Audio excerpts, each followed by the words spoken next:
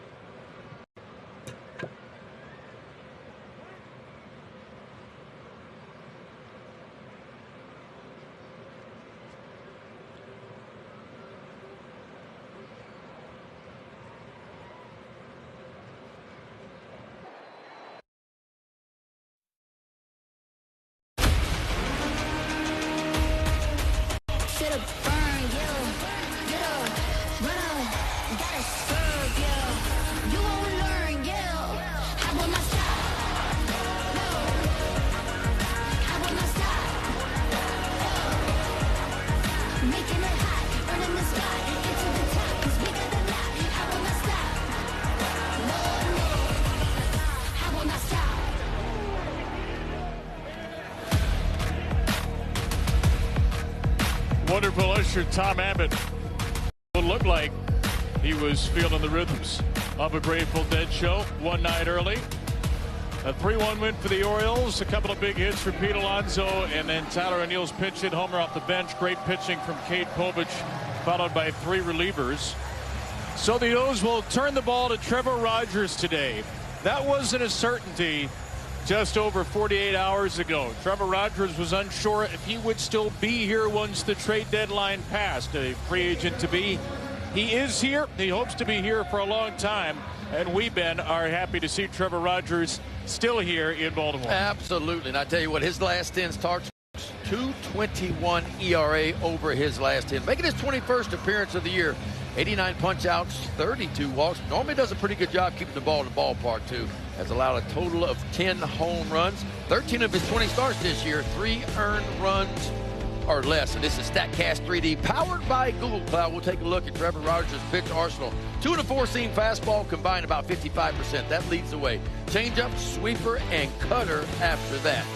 Got a little bit of extension to go with it. 6 feet 7 inches of extension, a little bit more than the average. And that helps that invisible fastball when it's right. The Angels 43 and 70, worst record in the big leagues. They dismantled the team, but did keep a couple of core pieces, including Zach Neto, and of course still here, 34-year-old Mike Trout. Angels yesterday were just the 5th big league team this season to get 11 hits in a game and score no more than 1 run. They're managed by Kurt Suzuki in his first year. And here is how the Orioles will line up against him. Let's take a look at that Oriole defense behind Trevor Rogers. Brought to you by Car Shield. We'll take a look at it. So Jeremiah Jackson in left. Christian Franklin moves from left over to center field. Tyler O'Neill in right. Your double play combination. Henderson and Holiday. CES back over at third. The Polar Bear in his normal spot at first. And Carlos Narvaez behind home plate for the Orioles. Back-to-back starts for Narvaez, acquired from Boston in the Adley Rutschman deal. He'll work with Rogers today as Zach Neto goes after the game's first pitch. And fastball tuned up to 95 miles per hour at 636. Pretty sticky day here on Wednesday, August the 5th. I know you like a little humidity, and we'll see if Trevor Rogers does. 88 at first pitch as he buries a changeup to Zach Neto. Well, he had a good bit of rain this morning and last night. So that humidity with this heat popping up out of the ground, it feels like. Might have some more rain a little bit later in the night. Hopefully not for a few hours. As Neto takes a sweeping breaking ball for strike two. The crew chief Dan Bellino has the balls and strikes this evening. Zach Neto 1 for 5 yesterday. Almost hit a 3-run homer in the 7th. Deep fly out to the wall and left. Struck out as well. That was to end the game. Neto leads the American League in strikeouts, 156. He leads the Angels in doubles, triples, and home runs with 19 of the latter. But he has really struggled of late. This Angels team, they can strike out. We talked about that last night. Second most strikeouts offensively in baseball. And there is another one to add to the list. A really nice sweeper by Trevor Rogers, and a good start for him here in the top of the first. 5-pitch strikeout for Rogers. The sweeper, his second most used strikeout pitch this year. It's just an unusual arm slot. That arm slot is a little bit down low. It's way away from the body, and that's a backdoor breaking ball there. Because out of the hand, it looks like a ball. But he brings it back against those right-handed hitters. Facing Mike Trout, Rogers zips in 96, so it's a lively fastball tonight. Trout 1 for 4 yesterday, 1 single, 3 strikeouts. And he lashes a ball out of play. Trout obviously not the same player he used to be, but he's been the Angels' best player this season. Mostly healthy. He's played in 95 now of the team's 114 games and still has an .841 on base plus slugging.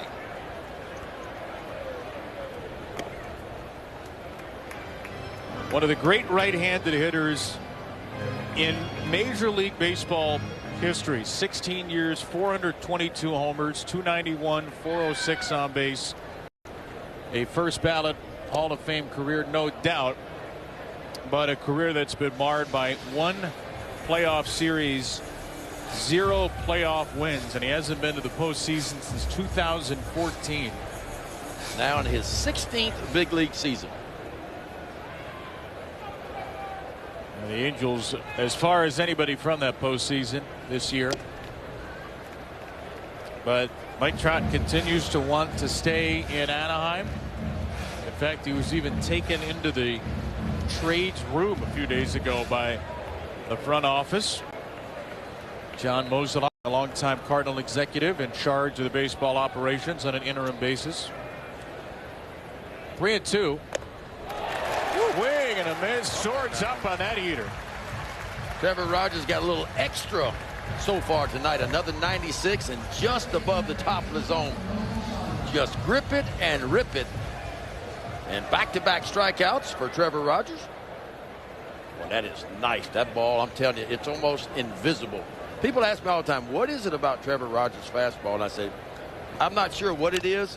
It's a lot of analytics to it, but hitters just don't pick it up. They just don't see it. Our Xfinity Power Connections for Trevor Rogers. First 10 starts, the four-seamer. It got whacked. So what do you make of the big difference, Ben, in the last 10? I think, for me, the location has been better for him. He's been landing the all-speed stuff to kind of get him off the fastball a little bit. But for the most part, I can remember. Now, he did pitch with a little bit of bad luck, too. You know, I mean, the hard hit rate off of him wasn't extreme this year, and so some balls landed out there. But I think it was more about location and just missing spots. And he got in a little bit of a funk early in the year. Remember, he could get to 2 strikes, but he had trouble finishing guys. He's not having trouble anymore. 0-2 for Nolan Shawnoel. A little half-swing ground ball back to Rogers.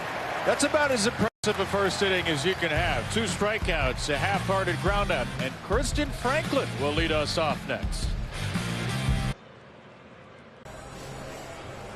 How about this? Christian Franklin, who made his major league debut yesterday, impressed the Orioles so much he's sitting first today against a lefty. Pete Alonso back behind him, and Tyler O'Neill, who had his 3rd pinch hit homer of the season, back in the lineup, hitting 4th. The Orioles 14th in the majors in runs per game, 55 at 58, and they'll take on a very talented lefty, Reed Detmers. Yeah, Detmers, I tell you what, is having a really good year. 145 strikeouts. That's the 9th most strikeouts in baseball, making his 23rd start Don't pay any attention to that ERA. You see it just a shade over 4, but as of late, he has been a lot better than that. Matter of fact, 2 or fewer runs allowed in 7 of his last 10 starts.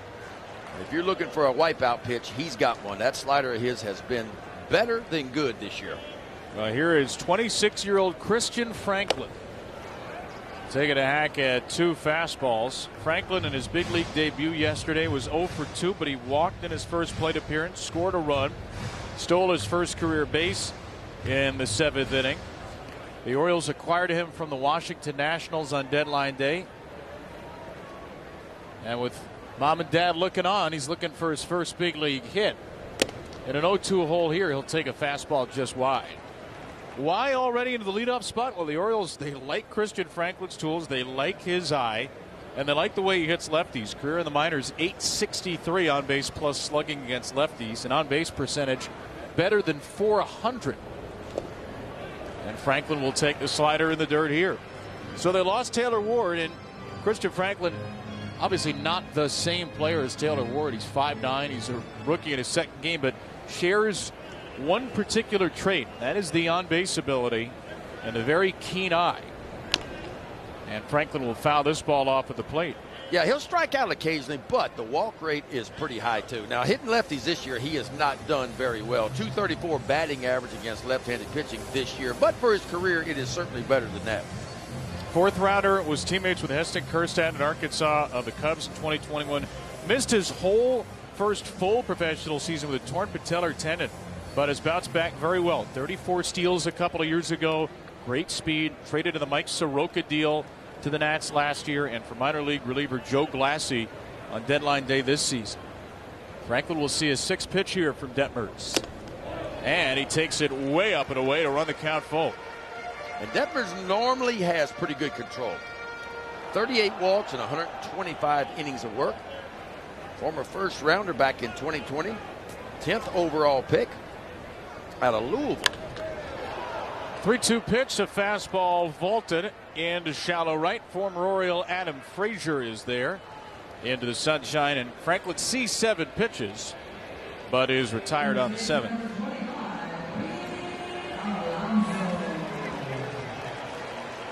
This is an Oriole offense that is trying to get going, man. Since the All-Star break, runs have been hard to come by. Orioles only hitting .210. That is 29th out of 30 teams since the All-Star break. Runs per game, they're right at 3.9, which is 22nd. The good news is, since the All-Star break, they're 2 games over 500. And that's been because the pitching has been really, really good for the Orioles. But if this offense can find a way to start matching the pitching, this Oriole team very well might find themselves in the playoffs. They are 1.5 out in the American League wild card behind Cleveland as we enter play today.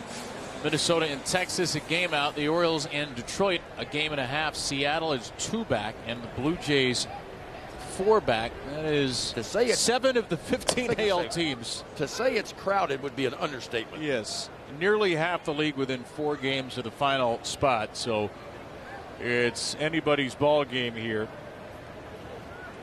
Alonso with that 2-run single yesterday, 4th in the AL with his 71 RBIs. And he will take a slider near the feet. Once again, we say Pete has played in every Oriole game. He's now 114 out of 114. Top 10 in the AL in walks, extra base hits, and home runs in addition to those ribbies. 2-2. High fly ball to right. Josh Lowe in the sun. Not always a sure thing when you hit a fly ball to Josh Lowe in the sun here at Camden Yards. This one was. Gunnar Henderson's got 3 career hits off Reed Detmers left on left. Notice anything? All breaking balls. Caught them all out in front. They've all been pulled. So Gunnar has actually been a lot better against lefties with the overall production this year. And he is 3 for 8 with a couple of walks against Reed Detmers.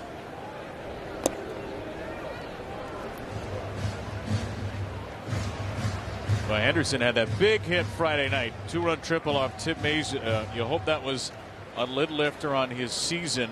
Just 1 for 8 with 2 walks since then. Gunnar's in a 2-0 advantage here. And Gunnar in his career has loved hitting against the Angels too, for whatever reason. Came into this series hitting .356 with 6 home runs career versus the Angels. You can see there one of the best, most productive hitters ever against the Angels. And that ball sizzled to the right side, so he's got another pulled hit against Detmers. This time, though, Ben, he just attacked the fastball. Yep. Which he probably should be looking for. If he's got 3 base hits on the breaking ball, Detmers certainly remembers that. But that one came off the bat hot. A different sound. 4-seam fastball. There's a beautiful look at it on the outer third of the plate. Gunnar just goes out and just circles this ball. Just a bullet.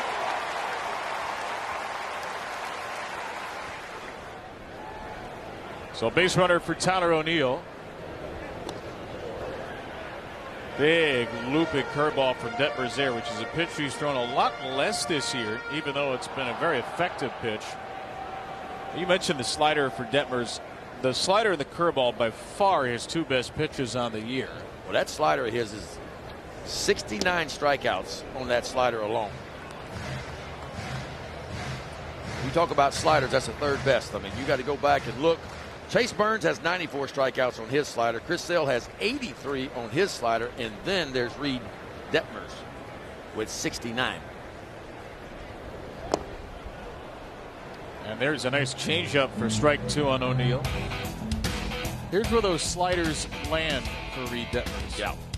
You can see against the lefties, of course, he likes to get it down the way. Against the righties, he likes to get it down and in and underneath the bat. And maybe he's setting it up here with that high fastball. It's not an explosive fastball. That's kind of where it's going to sit, right about 94. So that's slightly above average for left-handed starting pitchers. But he does his work with that slider, curveball, and changeup. Henderson's on the run, and he can pull up. It was a strikeout on a slider, a rare slider up and in to end the inning.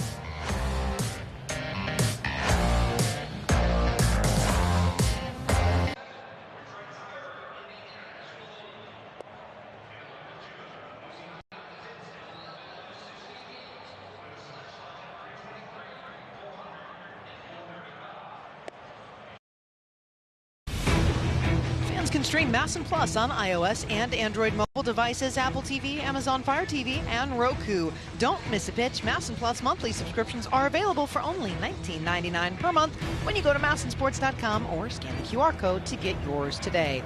A very nice first inning for Trevor Rogers, and guys, it was no secret that timeout in Detroit, especially with Tarek Skubal across from you and all of those trade headlines. It was on Trevor Rogers' mind that he could be going. He told us once Taylor Ward went, I thought there's no way that I'm staying here. So he was slow building. He said, I didn't want to binge build the Formula One Lego car that I've been working on. I'm trying to get it to get me through the entire season just to keep my brain occupied. But his whole body shifted when he said Mike Elias came into the room, and the first thing he said was, I believe in you guys. He said the relief that came to me just to hear that, and to also know that 100% I was going to be here with this team is all I needed. And it was magnified even more that he was with Tyler Wells and his family when Tyler got the call that he was traded. And Ben, I don't know how you feel, but as much as these guys say they kind of keep it in the back, we know that it can affect you.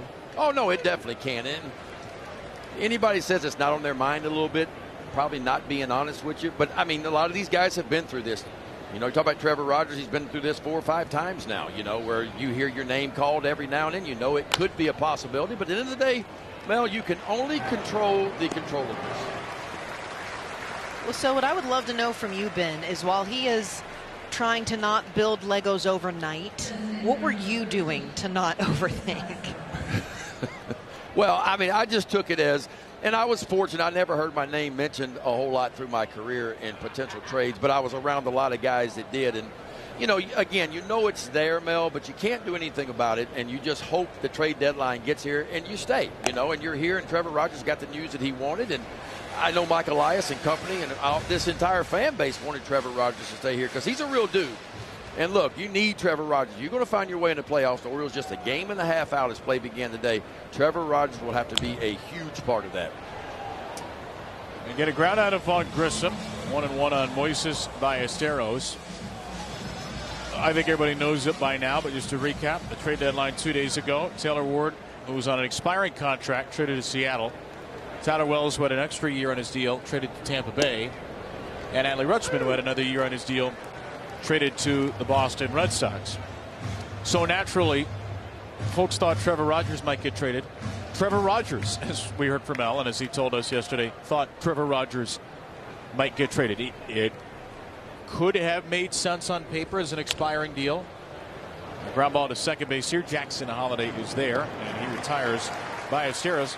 There are a few reasons why he was not traded. We've heard that from Mike Elias.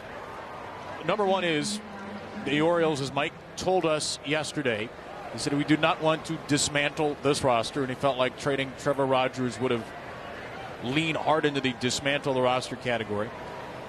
Number two, the Orioles were obviously interested in keeping Trevor Rogers around. They can offer him the qualifying offer this offseason.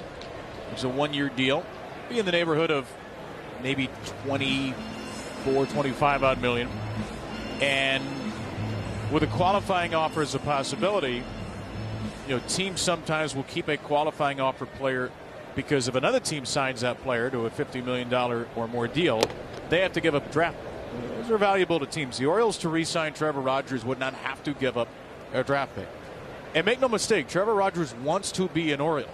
And the Orioles pretty clearly, Ben, want to have Trevor Rogers around if they can make it work. Absolutely. And why would you not? I mean, the way he's pitching, boy, that's some bad luck right there. Darno, who career now offered Trevor Rogers 8 for 16, 5 doubles and a homer. As that ball just hits right off the top of second base. Jackson Holliday was in position to make this play, and the ball hits the bag and pops right over his head. I mean, that was like a slow motion car crash between ball and base.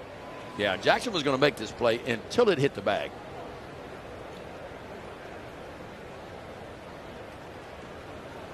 I don't know if there's anything you could do there but feel helpless as a second baseman, is there? No, there's nothing you can do about that, But this Angel offense is a struggling offense. 2.6 runs per game they have averaged since the All-Star break. They are 5-11 since the All-Star break is their record. Now, they've pitched it pretty good in that span. I mean, they're averaging less than 4 runs per game as a pitching staff during that span, but their offense has been on the struggle bus. That guy pitched it really well yesterday. Grayson Rodriguez, who received an ovation from the crowd and welcome back video pregame. After his best start since he was an Oriole 2 years ago, 7 innings, 2 runs, only allowed 3 hits and a walk. The Orioles just pitched it better.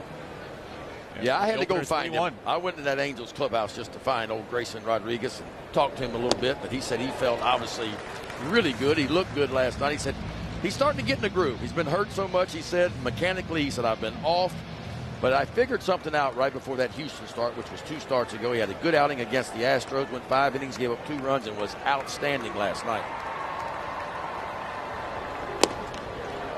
Rogers is wide to Josh Lowe. It's 3-2. Lowe only 5 for 28 against lefties. Ball is coming out of the hand of Trevor Rogers really good so far tonight early in this ball game.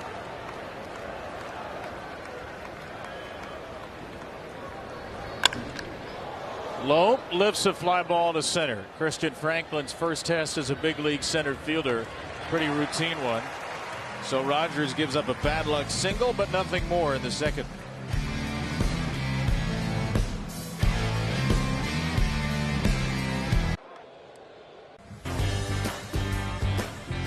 Maryland Lottery's fast play contestant of the game, Mark Travagline from Dundalk, has won $500 for being selected. Will win $500 more for every Orioles home run and $5,000 for each O's Grand Slam tonight. Learn how you can be the fast play contestant at mdlottery.com/home run. Our Bet365 player prop spotlight right in back of that. Bet365, our winning is everything. Kobe Mayo's hit a lot of home runs against lefties. 10 of his 14, and he's plus 250 to have an RBI tonight. His on-base plus slugging now 1,041 against left-handed pitching. That's 4th in the majors. And a .690 slug against lefties is tied for the best mark in the majors. And he's hitting .276 this year off left-handed pitching, which is a really good number. DHing tonight for a second straight game. 0-1 from Reed Detmers. Mayo reaches out and lifts a fastball into shallow center for Mike Trout. 3 flyouts against Detmers. Detmers' career versus the Orioles, he has been really good.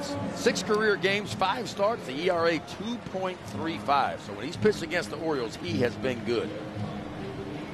Hopefully that will change tonight.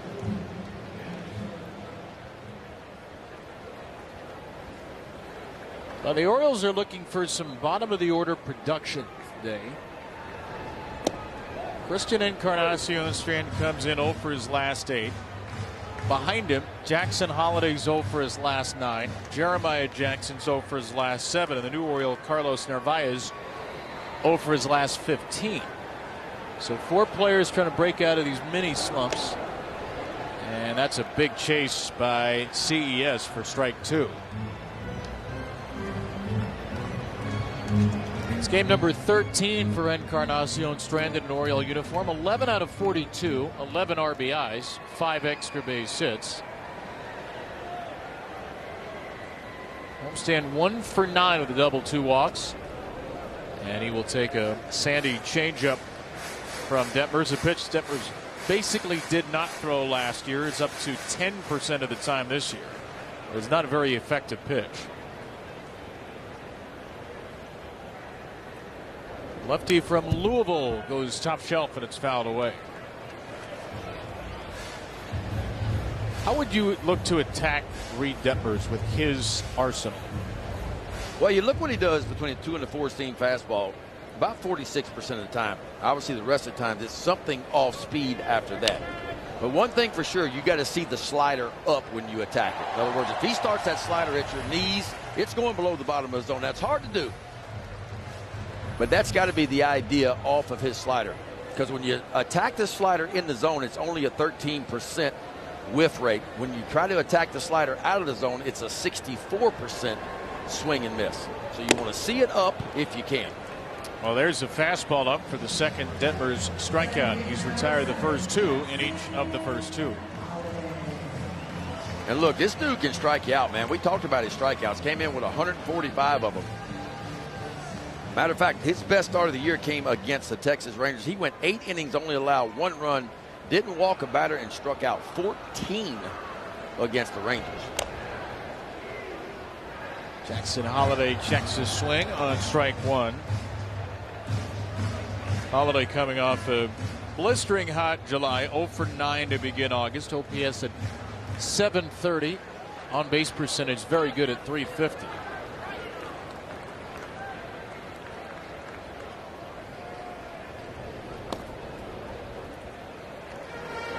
Well, Reed Detmers was on the market too, or so it seemed. The Angels traded one controllable starter in Jose Soriano. He went to Toronto.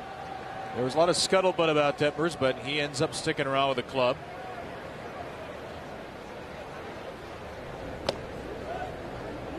Slider misses wide. That's a good take right there. When a lefty takes that Reed Detmers slider bang, it can show you he's locked in. And if you're Jackson Holliday, you probably want to look away for most of your at-bats against Detmer and try to hit the ball to the backside of the field. That would have been ball 3 in, and Holliday swings at it.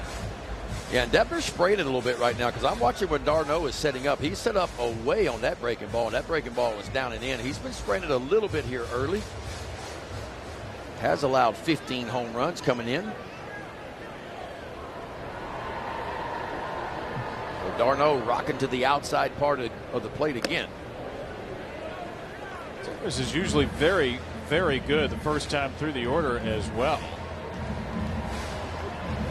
Jeremiah Jackson next in line. It's 3-2 to Holliday. 22-year-old former #1 overall pick. Jackson takes strike 3. Thinks about it. Decides not to challenge Wise's decision. Detmer is a 1-2-3 second.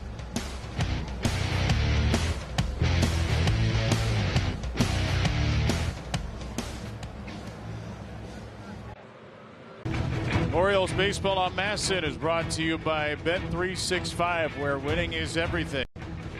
And by Archdiocese of Baltimore, leader in academic and athletic excellence and proud home to 5 of the Baltimore Sun's top 10 high school baseball teams. Grateful Dead night with the Dancing Bears here at the Yard. Once in a while you can get shown the light in the strangest of places if you look at it right. No score, top 3. Kevin Brown, Ben McDonald, Melanie Newman, and our Masson crew. Jose Siri leading off against Trevor Rogers, who has allowed only a bad luck single off the second base bag, and that is a nasty breaking ball. Turns like that, KB, ought to have a blinker on it. That thing got horizontal in a hurry. Love the fastball. The location's been good so far. The velo is up. Got that sweeper going as well and filling up the strike zone. Siri is only hitting .226 against lefties, but is slugging .491.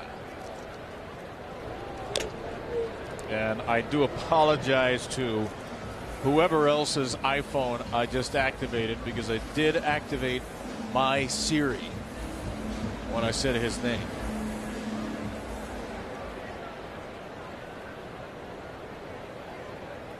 What do you?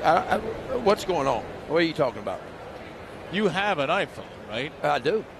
You don't. If you but I don't call it Siri. No, you don't have to. But if you say, "Hey Siri," then you can ask your iPhone something. I don't like to do that. I find that intrusive, but it's a pretty well-known thing. Yeah, swing and foul tip.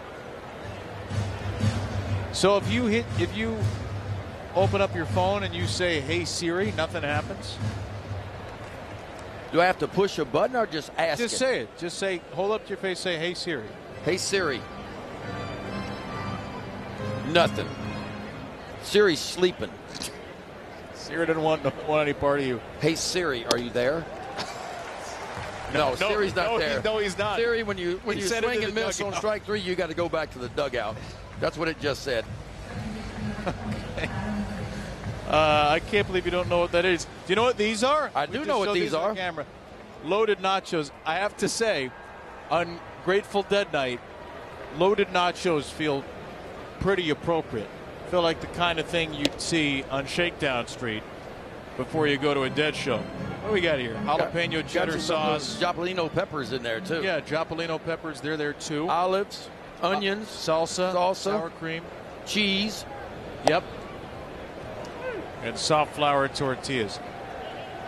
You would have a great time, by the way, on Shakedown Street before a Grateful Dead show. Any kind of food, any kind of other things you want, you get there.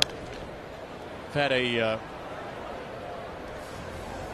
glazed donut grilled cheese before a Dead Company show. Glazed donut? Delicious. Grilled cheese on a glazed donut.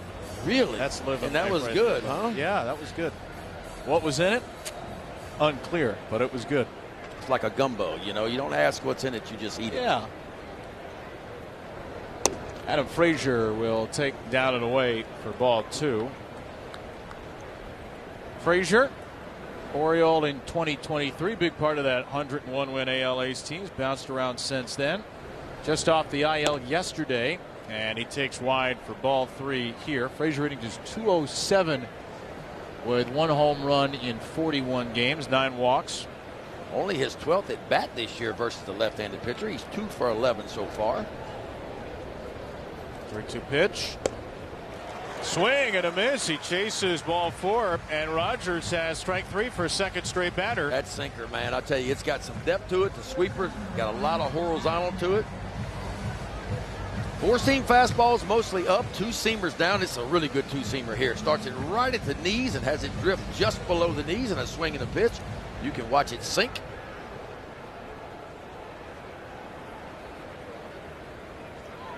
Here's Zach Neto. Rogers has struck out 4 Angels the first time through. Neto was the first of those, went down on a sweeper down and into the first inning. Well, Rogers had allowed 3 runs or less in 9 straight starts. Gave up 7 4-earned Wednesday at Detroit. It's another one of those great breaking balls down and in. Yeah, and the good news against the Tigers, too, he didn't walk a batter, struck out 6, which is a good thing. Now, gave up a few more runs than what he would like. The Orioles didn't play great defense behind him in that start. How about that? First time in his career, back-to-back walkless starts. And, in fact, he comes into this inning with a career-high 15 1/3 consecutive innings without a walk. And I love where he just threw that fastball, man. Kind of up and in, get him off the plate a little bit.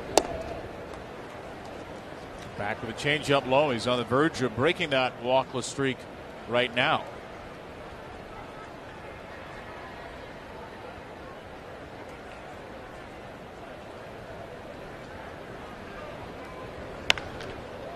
Neto rips it down to third, and that's Encarnacion strand on the fly. So hit hard, but right at CES. 2 strikeouts in a 1-2-3 third.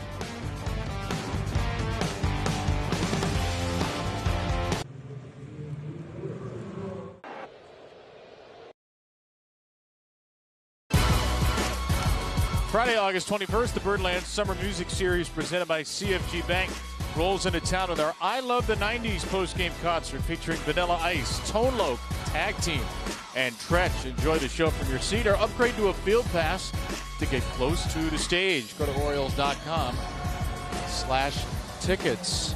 Out on the Corona Flag Court. One fan is Corona Flag Court ready out there at least. Nothing Angels and Orioles. What we got here? We've got somebody who's found the camera. Look for the red light. Jeremiah Jackson, the former Angel minor leaguer. This pitch swinging, and strike one against Reed Detmers, who's pitched well so far. First pitch strikes to 6 out of 8. 3 strikeouts, only 1 hit allowed. 26-year-old Jeremiah Jackson, who's been with the Orioles basically the whole year and has had to learn how to be a bench piece here. He's been really good in pinch hit spots. His playing time's come and gone. He gets a surprising start today in left field. It's just the second left field start of his big league career. Yeah, we've been watching lately, and early he's been out in left field, and he was again today, taking a lot of fly balls, working on that extra space out in left field, going up against the wall. Jeremiah Jackson's a good athlete. I mean, he showed us that last year. Seems to be most comfortable for me at second base, but he did pretty well out in right field last year for the Orioles, and a few times he got his starts out there.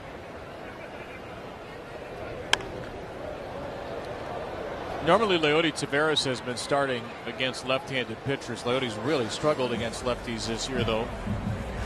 And so Jackson's in there. Now, Detmers is a reverse splits guy career. Lefties hit him 251, 741 OPS. Righties 242, 720 OPS. So lefties actually a little better. The Orioles are pretty right-handed tonight. Only Henderson and Holiday from the left side.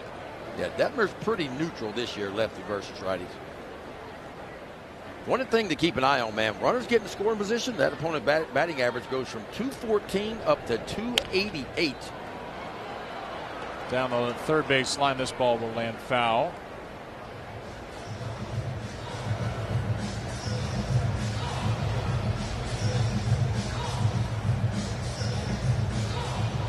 Lowest opposing average among left-handed starters this year. This is a good list to be on. Yeah. Kind of amazing. Reed Detmer's ERA is as high as it is at 4.03 with that company around it. Well, the first 2 months weren't kind to him. Month of April, 4.27 ERA. The month of May, right at a 5 ERA. But since then, he has found his way. Expected numbers are really good. His expected ERA is 3.38, a lot better than his actual 4.03 coming in. Here's a 2-2 for Jackson. To the right side, hit sharply, gobbled up by Frazier, though. And he throws him out on the 7th pitch.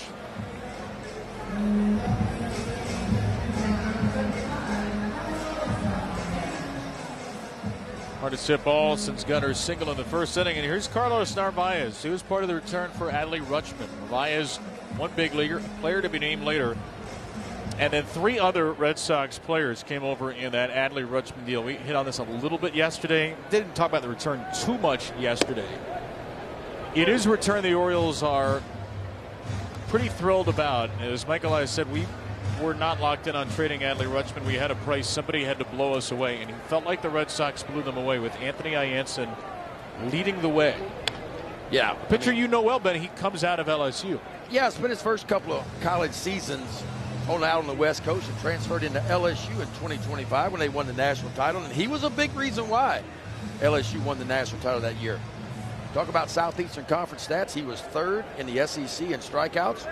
And what's changed for him is fastball velocity. He pretty much set 93, and he'd show you a 4 and a 5 at LSU. But now they say he's sitting 95 and pushing up to 96 and 97 from time to time. And look, a young man that can really spin the breaking balls. I mean, I call him Kyle Bradish, and that's a mouthful to say that, but it's Kyle Bradish type breaking balls. Slider and a curveball. And then don't forget about Witherspoon.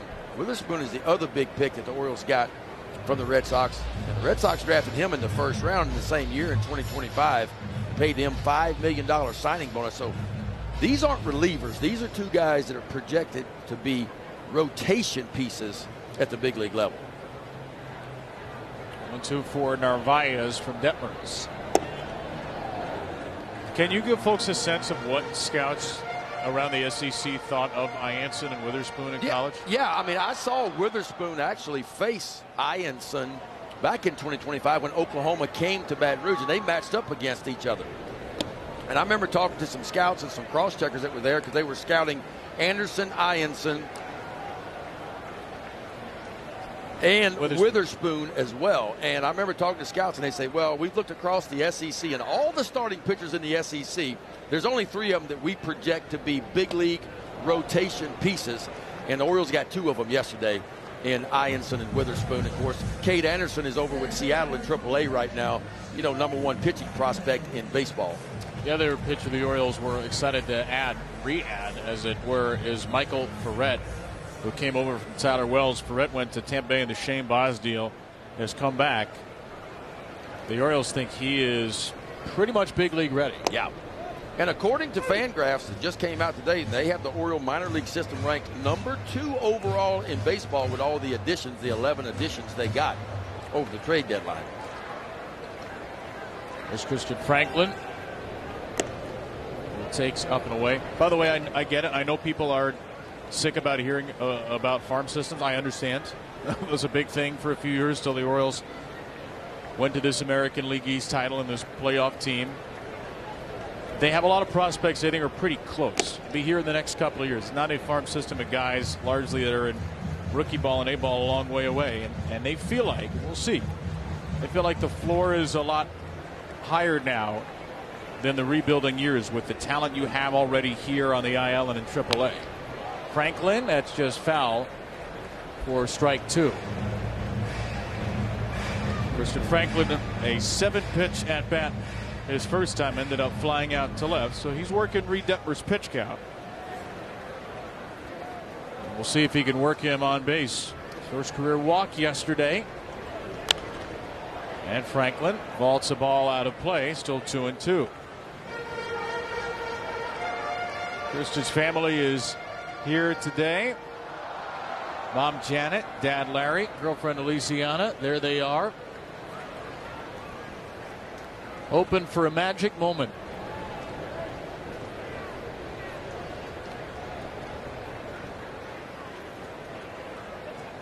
Just a couple of days ago, he was in the national system at AAA Rochester. Less than 24 hours after he ends up in his new club, he's in the big leagues for the first time. And he does go there, according to Derek Thomas. That did not. I'd like to see the side view of that one. From up here, it didn't look like it.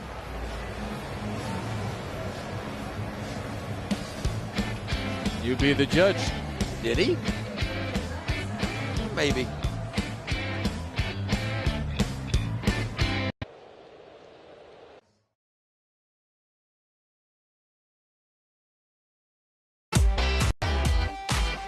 The Ultimate Girls Trip comes to Camden Yards on Bravo Night, Wednesday, August 19th, when the Orioles host the Yankees. Get a special ticket package for a game ticket and an exclusive Orioles-themed Bravo cap. Get your tickets now at Orioles.com/ticket packages. Sold out ticket package tonight on Grateful Dead Night for the special Orioles Grateful Dead hat. which I'm still looking for mine. I have a sneaking suspicion that you took it. And Your hat? Yeah. No. You're keeping it from me, closet deadhead that you are. Inside to Mike Trout for ball 3. And don't think for a second Mike Trout not swinging away 3-0. He's always been a very good fastball hitter, especially down in the zone. If you want to attack him with fastballs, you want to attack him at the upper quadrant of the strike zone. Wow, he is swinging away indeed. By the way, didn't have the hat, but thanks to our friend, the wonderful Candace Hamilton Merchandising, we have this great shirt which is being sold in the team store today with the skull icon and the blue crab here on Grateful Dead night. Blue paw crab? Yeah, sure, whatever you say. That's the hat right there. But this shirt exclusive to the team store for Grateful Dead night. There are a lot of great things in the team store coming up. There are a lot of great items that are out there right now. Heard the men's Lululemon shorts are the hottest selling item. I know you love your Lululemons. I do. Down away by Trout, still 3-2. They got to be extra long, though. Yeah. Hard to find. Hard to find McDonald's sized Lululemons.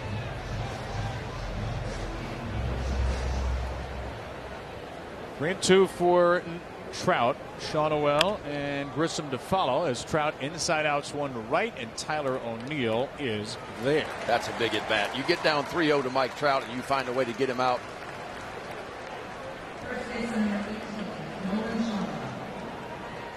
So Rogers still has not walked an Angel despite falling into 5 3-ball counts. It's an Angel team that is 23rd in the majors in walk rate, dead last in strikeout rate, how often they strike out. Here's Nolan Shotwell. The Angels have this uncomfortable combination.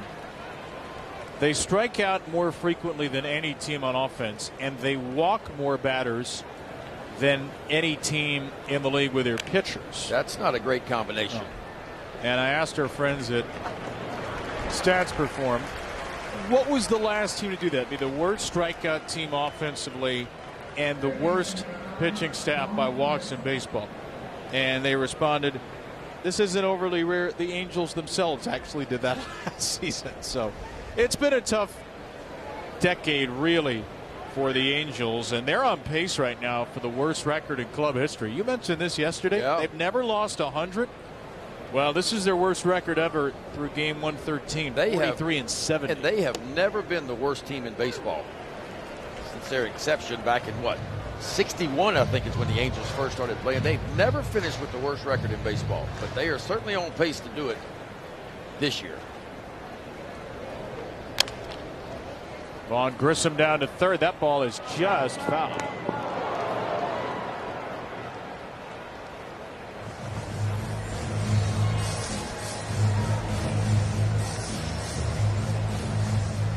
And the Angel fans this year, I mean, they have been embracing the tarps off movement by going up to the upper deck, waving their shirts around and yelling, sell the team every night. Yes, there are Angels fans, and you feel for them as well. I don't know if you heard what Artie Moreno said in February, but he said winning is not a top 5 priority for the team's fans. Said the number one thing fans want is affordability. They want safety, and they want a good experience when they come to the ballpark. Believe it or not, winning is not in their top 5.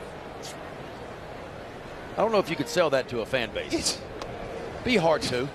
Winning is Just not come in to their the park top and 5. have fun. Don't worry about winning. The 2026 Angel story. I mean, and it hasn't been in their top 5 for a while by performance. Again, they haven't been in the playoffs since 2014. They got swept that year. 1-2 for Grissom. Shot the other way, foul. I'll give him credit this year. John Mozeliak, who was taking over the baseball ops after Perry Manazian was fired, seems to have the ability to make the team a little bit in his own image, and they finally went a little bit of a fire sale, trading 8 players off the big league roster. Woo. Strike 3 to Grissom here. Rogers is pumping in heat. He struck out 5 through 4 scoreless.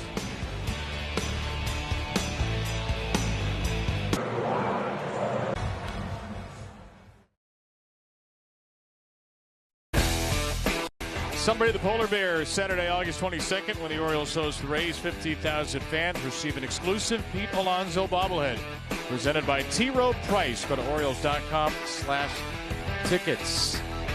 Ice cold bobblehead for Pete, who's going to lead off the fourth, and we'll see if the Orioles can get some runs on the board here with Alonso, Henderson, and O'Neill off of Reed Detmers. Feels like an inning for a big fly. What do you say, Ben? Hey, I'm all in on that. Pete, high fly. Just missed it, too. Yeah, not a big fly, but a high fly. And it's going to be Trout corralling it. Back in center field this year. He makes the catch, and Pete's 0 for 2. Pretty hittable pitch right there. That's why Pete Alonso is shaking his head. He got a really good fastball to attack right there and just missed it. So Reed Detmers has only allowed a base runner. And that was Gunnar Henderson, who singled.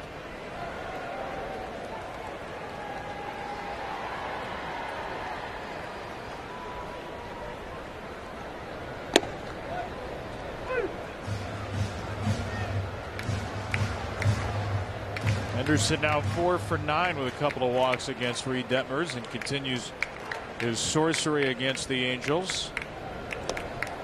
The only active player with a higher on-base plus slugging against the Angels with a minimum of 75 plate appearances. And Angel fans might want to turn it on mute for a second here. Of course, is Shohei Ohtani. Showtime.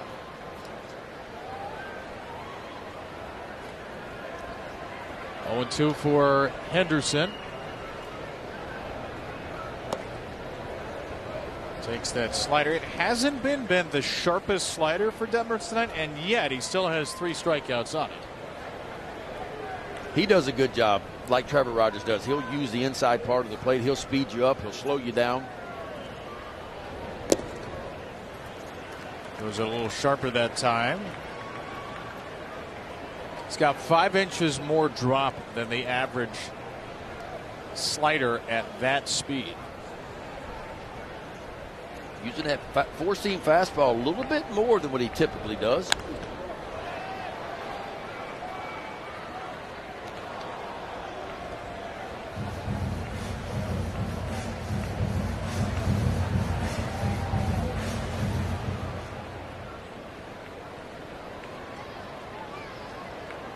Gunnar will see his 6th pitch. Pitch count's already at 60. So far, he has shown no interest in going after those sliders.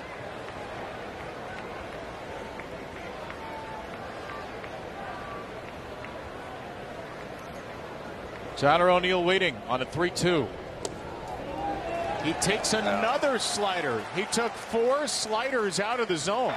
Previous pitch is a ball. The catcher has challenged. Wow, what is Travis d'Arnaud thinking? I don't know. That ball looked like it was 3 or 4 inches below the bottom of the zone. Pitch is a ball. Los Angeles has 1 challenge remaining. There's not even a distance on that. It's so far out of the zone. ABS powered by T-Mobile. What a good at bat by Gunnar Henderson. Got down in the count early, and I mean absolutely spit on a few sliders, especially that last one, because it stayed in the zone a while. So he's got the Orioles' only hit and now the Orioles' only walk. I don't want to crush d'Arnaud because he's 8-3 now challenging. So he hasn't challenged much. He's been very good, but that was a pretty stunning miss. And the Angels will be down to 1 challenge. 1-0 to Tyler O'Neill. Wasted fastball. It's 2-0. Tyler O'Neill has heated up recently against left-handed pitching. He came into this game since July. Beginning of July, he's hit .375 versus left-handed pitching. He's got the count in his favor here to sit on something.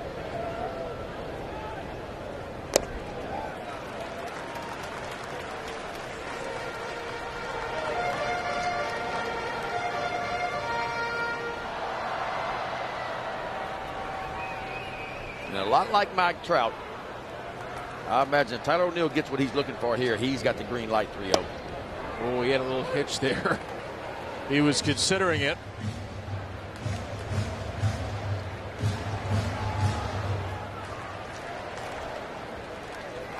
O'Neill has only reached a 3-1 count 8 times this year.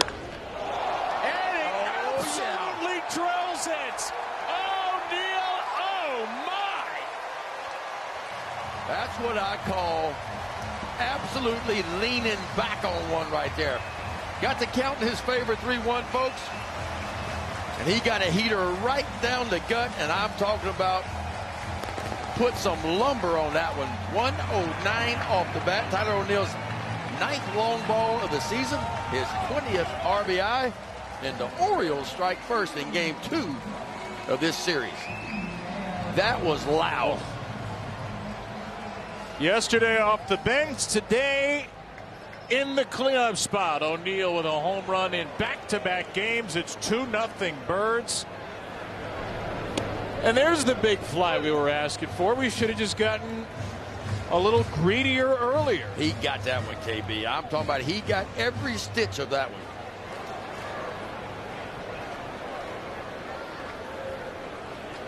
What a shot. Kobe Mayo in a 1-1 count. I mean, watch this. Just lean back on that one. And he knew it when he touched that one. It was not going to stay in the ballpark.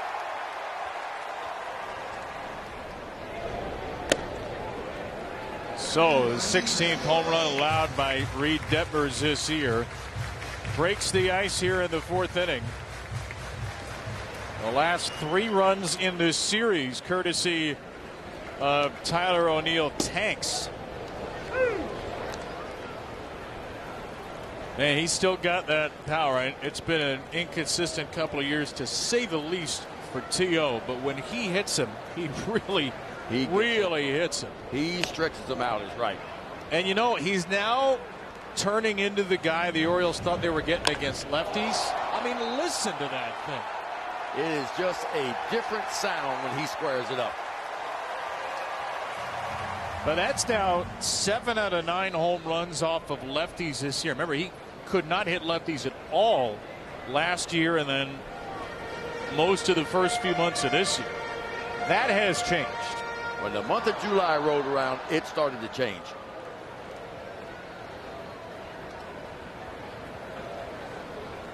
Two for Kobe. Woo. I'll give you the numbers from June 9th on, even going a little further back than that. T.O.'s now 16 of 45, 356 against lefties, slugging around 900.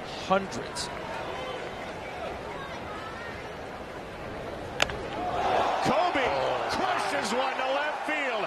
How about a Kobe jack? That thing landed on the concourse. Back-to-back moonshots. O'Neill and Mayo. How far can you go? Mr. Mayo says, anything you can do, T.O., I can too. 106 off the bat, 436 feet. Kobe Mayo's 15th long ball of the year, his 41st RBI, and the Birds up 3-0 early in this one. One too many hanging breaking balls. It was a lot of those slow curveballs from Detmers to Mayo, and he finally timed one up in a big way. Look at this hanger right here. That thing is screaming, hit me, the whole time as it went toward home plate. And Kobe Mayo hit that one.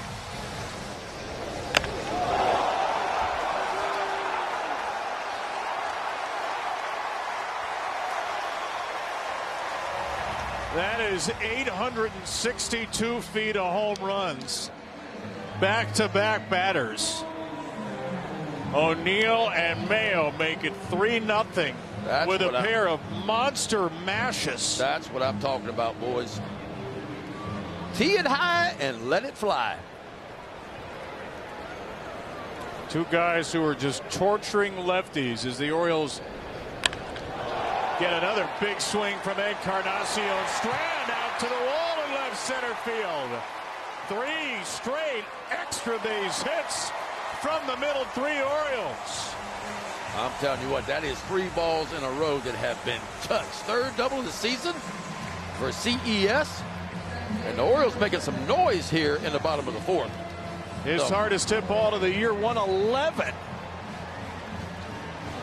All of a sudden, Detmer's starting to miss some spots. He's leaving some balls in the heart of the plate, and the Orioles certainly aren't missing them right now.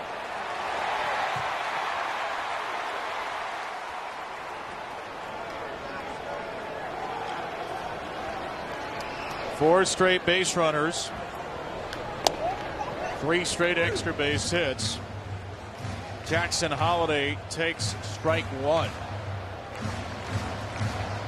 It's funny, the Orioles couldn't hit lefties most of last year. They couldn't hit them most of this year. And now all of a sudden, they'd like to see a lefty, it feels like, every night. As Detmers finally gets a reprieve on a flyout from Holliday. Yeah, I remember last year versus lefties, early lefty starters, the Orioles struggled a lot. They did at the beginning of the year this year as well. But as of late, since July, you see the numbers right there.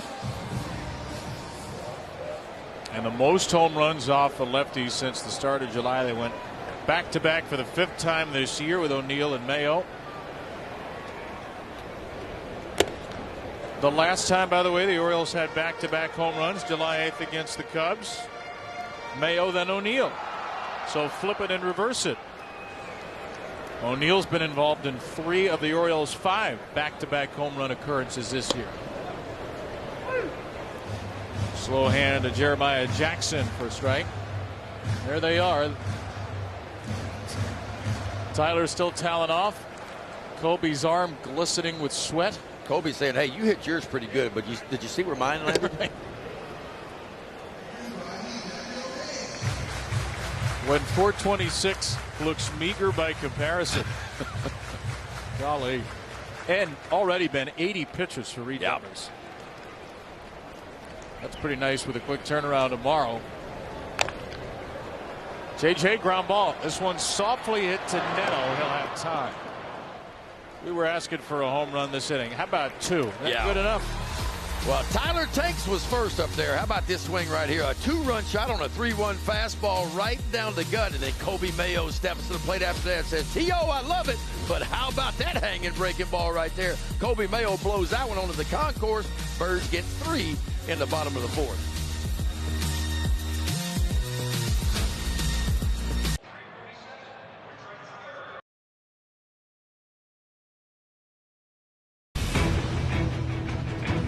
Fourth inning of Orioles baseball is brought to you by your local Toyota dealer. Shop Toyota for legendary style and reliability. Check out the all-new RAV4 at Toyota.com. And it was a big 4th inning. 3 runs for the Birds.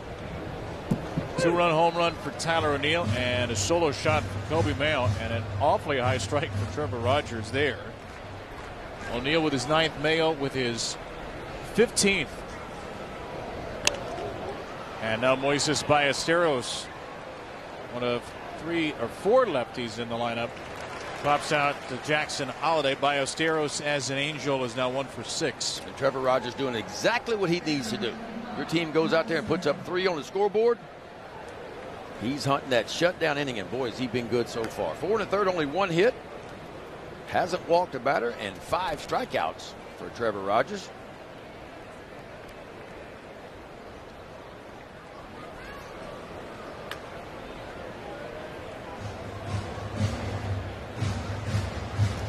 Travis d'Arnaud still is the only Angel to reach on a ground ball single off the second base back. Rogers is that close to a perfect game through 4 1/3. Butterfly effect and all, but still.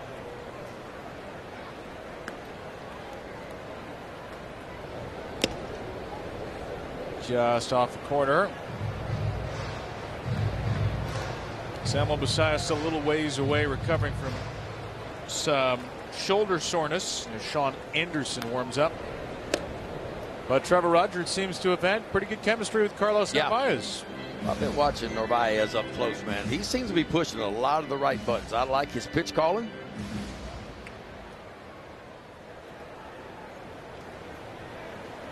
Orioles hoping they can unlock a little more offensively, maybe simplify the way he works, the way he approaches at bats after his offense really fell off with Boston this year.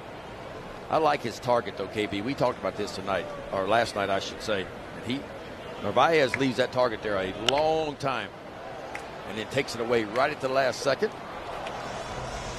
Obviously, it's easy to understand why the Red Sox wanted a catcher. They were getting very little offensively from Narvaez and Connor Wong, but they were the hottest team in baseball, and they were having their catchers work very well with a great pitching staff. Oh, there is something to be said for the Red Sox having a 3.52 ERA. There's something to be said for the guys who are calling pitches and working with those pitchers, and Narvaez is always well regarded in that respect. Good blocker, good framer. 3-2 for d'Arnaud. Strike three right in there. 6 Ks for Rogers. He froze him with a fast one. Man, he is just filling it up. And I tell you, when you get a 3-run lead, too, you even get more aggressive. This is a 3-2 heater, pretty much right down the gut. 4-seam fastball.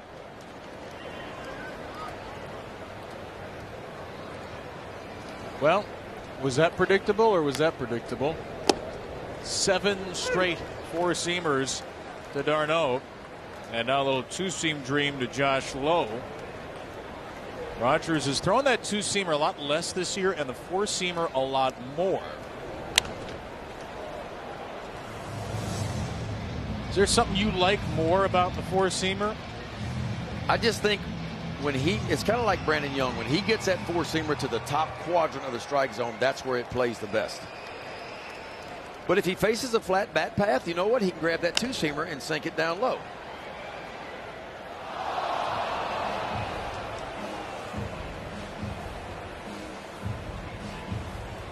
Low fly out to center his first time. Rogers to get through 5 shutout innings. How about a 27-1 strikeout to walk ratio in his last 4 starts? I'm telling you, it's been Mr. Rogers' neighborhood, folks. We're just simply living in it.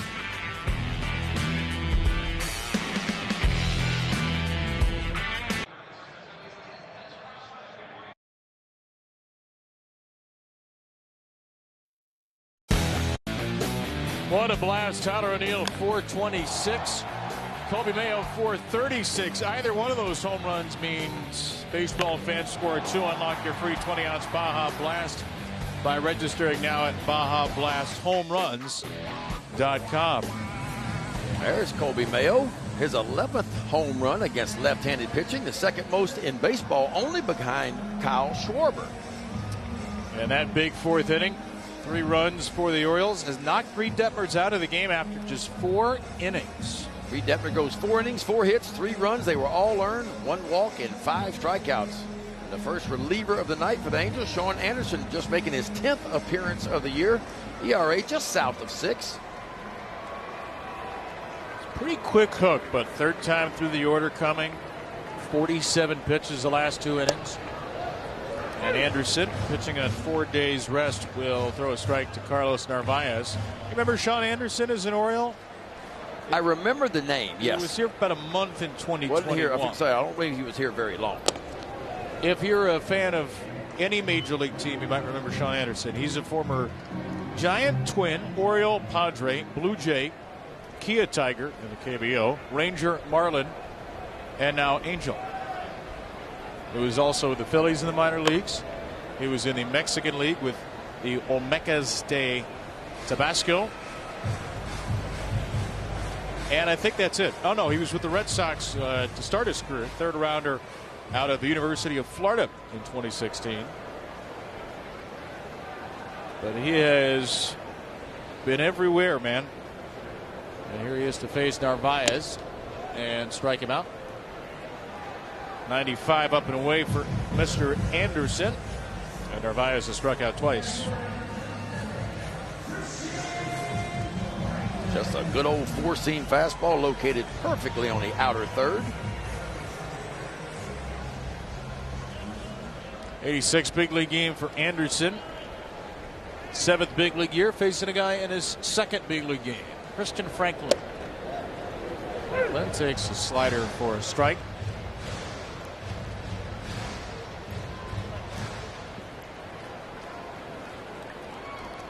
.6'6", 228 Anderson against Franklin, who's 0 for 2.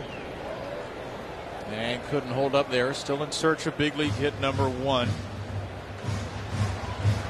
Christian is a smaller guy, 5'9", 195 the list price. Does have a little bit of power.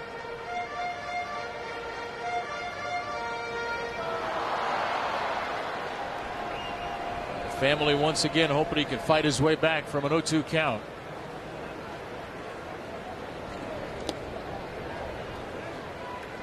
That'll help.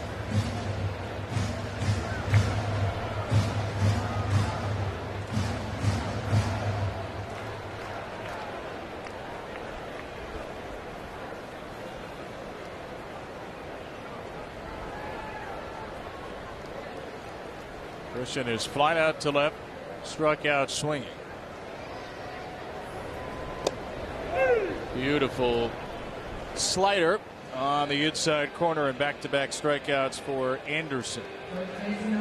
Join us at the Yard Thursday, August 20th as summer rolls on when the Orioles host the Yankees. 10,000 fans receive an Orioles beach hat presented by Visit Sarasota. Get your tickets now at Orioles.com/tickets.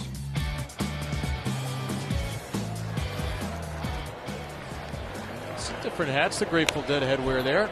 And now on Grateful Dead night, we'll see if the Polar Bear can deliver on a night for the Dancing Bears. He does flight out to right and to center.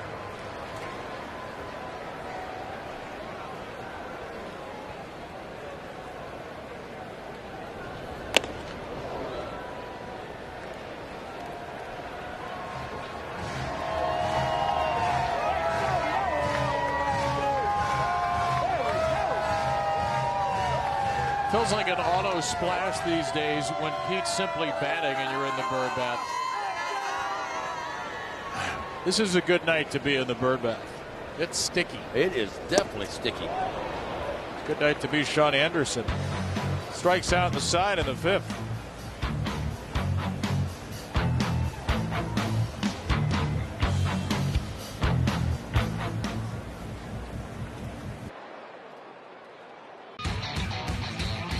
Great start for Trevor Rogers tonight. 1 base runner in 5 innings. Here's our Nissan pitchcast. Yeah, he has looked good, KB. He's elevated that fastball when he's needed to. Spotted it down and away as well. 2-seamer and a 4-seamer. That sweeper has been good. A few changeups in there as well. Trevor Rogers just doing his thing, man. So far, 5 innings, 1 hit, no runs. Has not walked a batter. And 7 strikeouts. Well, second time through the order. Often pitch backwards. Not for Trevor Rogers. A lot of fastballs. We've got some fan tweets for us. Ask Siri what's the best bar soap for washing your hair. What else was on there? Can we go back to that? I know we definitely activated. Oh, I guess it activated some people's over the TV. You would hate to do that again, wouldn't you? Hey Siri, what's the score? Oh, Ben. It might be 3-1. Yeah, that's going to get out into the bird bath, which is no longer as fun a place to be. No more activating anybody's Apple devices. Jose Siri activates the run column with a solo shot in the 6th inning. He hasn't picked up a ton of hits against lefties, but he has hit for serious power, and it's 3-1. Siri's 6th long ball of the year, his 19th RBI. He'll make it back to the dugout eventually after slugging one into the splash and almost took out Mr. Splash.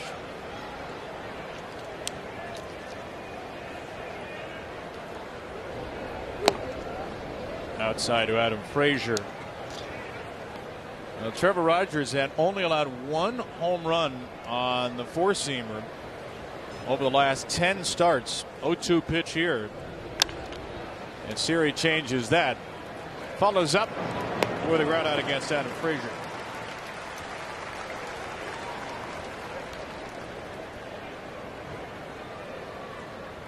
Frazier's 0 for 2, and Rogers will face the Angels for a 3rd time through. We had just mentioned a lot of fastballs the 2nd time through. It had been effective until he grooved one into Siri. What do you expect 3rd time through the order from Rogers? I think he's going to start mixing a little bit more. And it's not uncommon to see guys establish fastball early. That's pretty common when you can.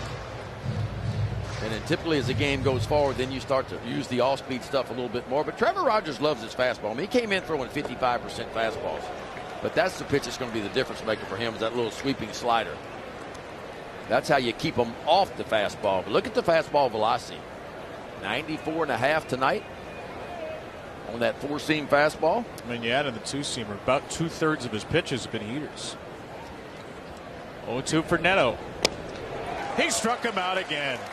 That's 8 for Rogers. Another really good sweeping slider, too. Showed him the fastball, then back-to-back breaking balls. Trevor Rogers' 8th strikeout of the day, and boy, that's a good look. A little dot on the back of it, be a dot on the front of it, too, but placed perfectly down and in and just underneath the bat of Zach Neto. 8 strikeouts have tied a season high. Second time in 4 starts. July 18th at Houston, 6 1/3, 1 run. The career high strikeout number, by the way, is 10. Buzzes a tower on Trout for ball 1.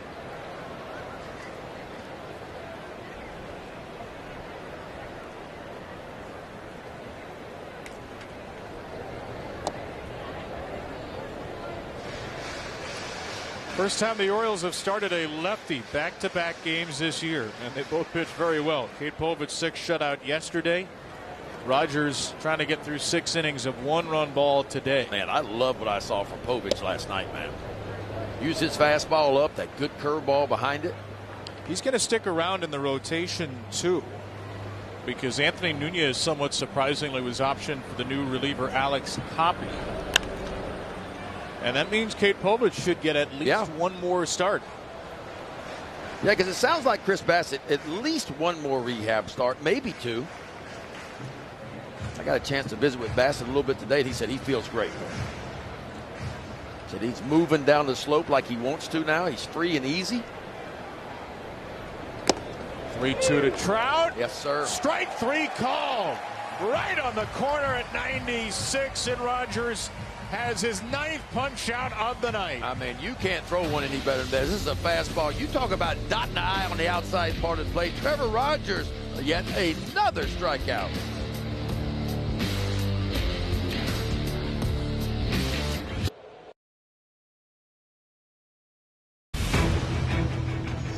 Stream Acid Plus and iOS and Android mobile devices, Apple TV, Amazon Fire TV, and Roku. Monthly subscriptions available for only $19.99 a month. Go to massensports.com or scan the QR code to get yours today. To the bottom of the 6th inning here. Home runs from Tyler O'Neill and Kobe Mayo have the Orioles ahead of the Angels 3-1. And they'll be batting right after Gunnar Henderson in the 6th. Sean Anderson, his first big league outing since April 25th, struck out the side in the 5th inning.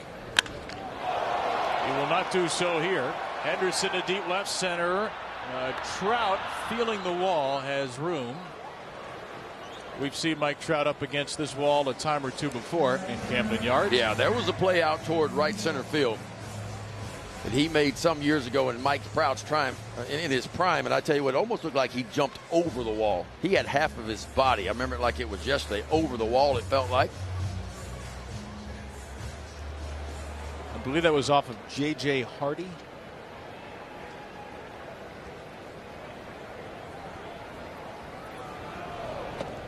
I'll tell you what is a good sign, though. Gunnar driving the ball the other way. Well, is this what you're thinking of? This, I remember this. I think Weaver was on the mound for the Angels, and look at this. I mean, you talk about, that's some serious, look at the extension. Unbelievable. I love the fans in the front row who are leaning back as if they're going to get hit by the ball. And then Mike Trout, like the beast in the Sandlot, jumping up to the fence, just soars out of nowhere and rips it away.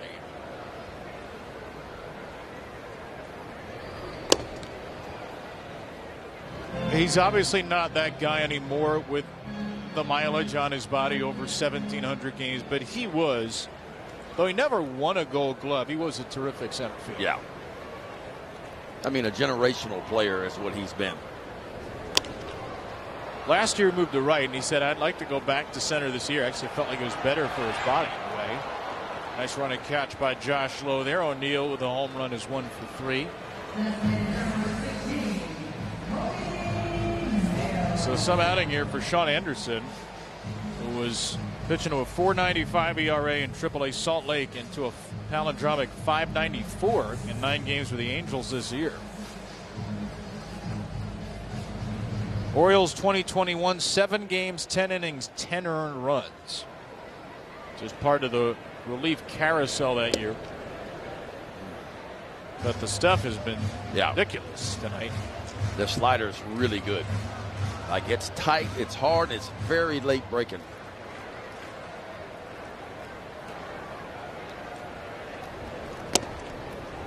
Ooh. Colby Mayo had another home run off a lefty in the fourth, 436 off of Reed Detmers. Continues to torment left-handers. Here's the list now. Most home runs against lefties this season. You notice something odd? He's the only right-hander on that list. Right.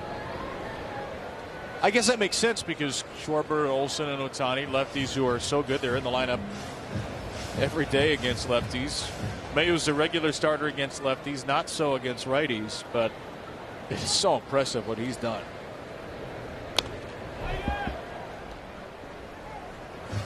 $11 of his 15 off left-handers, and obviously it's going to be a couple of months of development and an off-season of development with a big focus toward the at-bats against right-handers.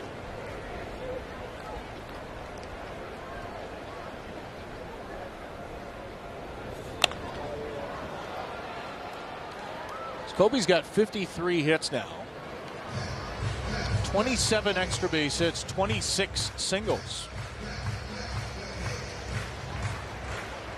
Man, he chokes up on the knob of that bat. It's not in 2 strike counts. He does it all the time. And the hands are really quick on the inside part of the plate. That looked like it was a changeup.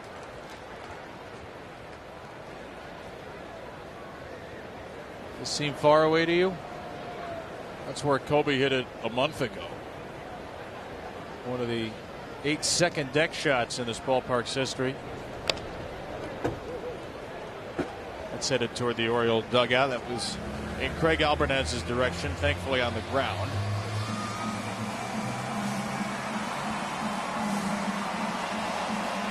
Orioles trying to win and get to within 2 games of 500. You do that, you could think about getting to 1 game behind 500 tomorrow. Think about a sweep. They've got a few innings of work left. 1 day at a time.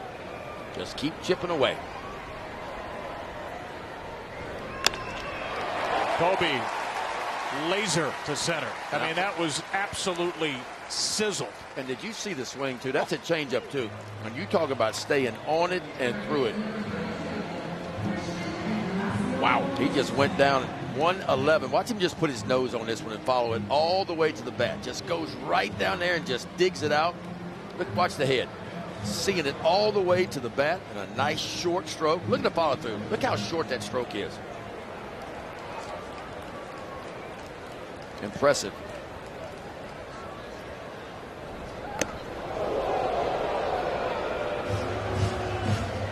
Well, anything 95 miles per hour off the bat or up is considered a hard hit ball. The Orioles have hit a couple tonight that are 111.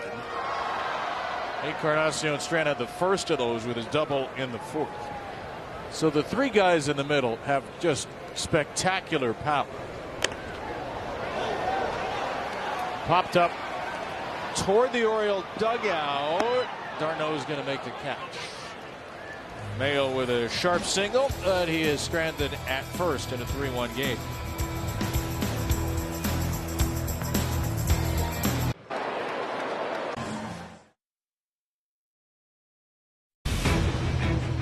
Orioles baseball on Masson is brought to you by Antwerpen Automotive. Sizzling savings on your favorite brands at Antwerpen Automotive, where Jack says yes to every deal. Save at jacksays.yes.com.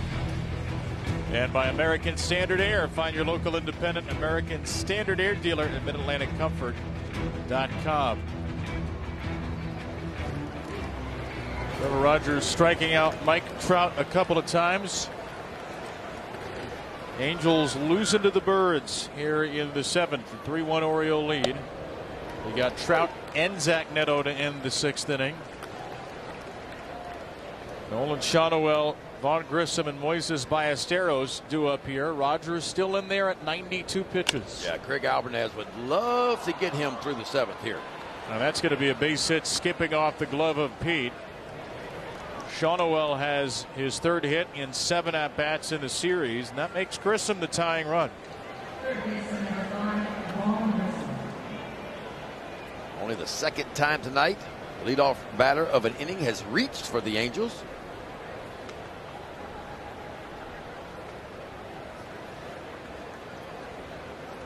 Greg Alvarez may not get him through the inning.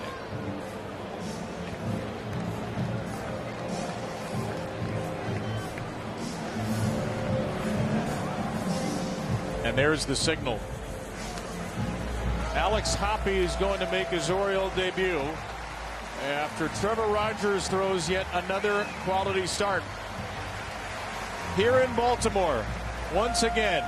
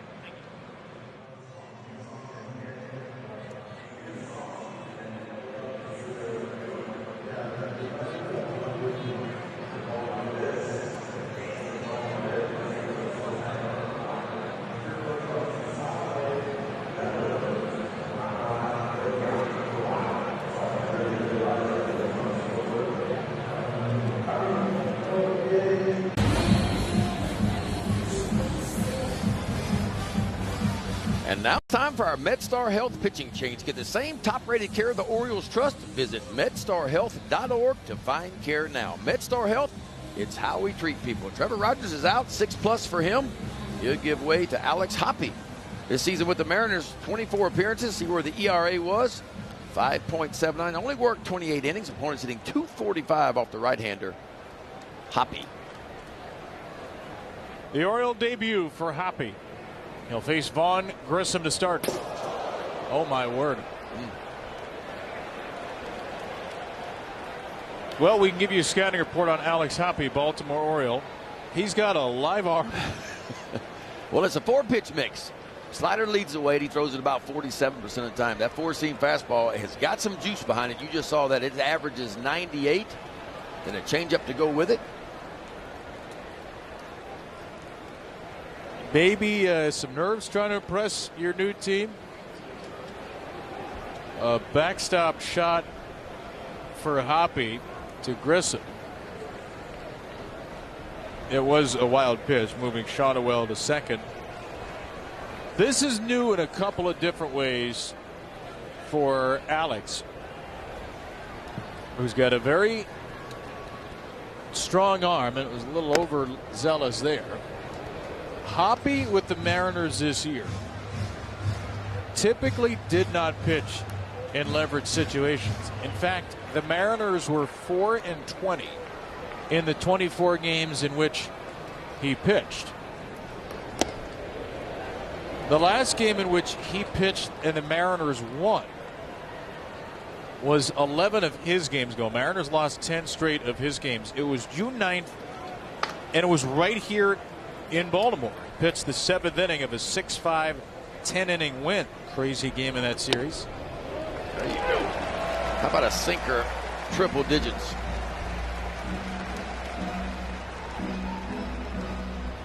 What was that for?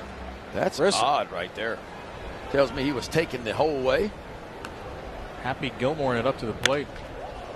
Swings on 3-1. Jam shot, flagged down by Jackson. That was big right there. Jackson got a really good jump on that ball. Another high velocity fastball working to the inside part of the plate on Grissom. Watch Jackson. Quick crossover here, off and moving, and reels it in. 100 out of the right arm. 63 off the bat. And a nice play. Moises Ballesteros now.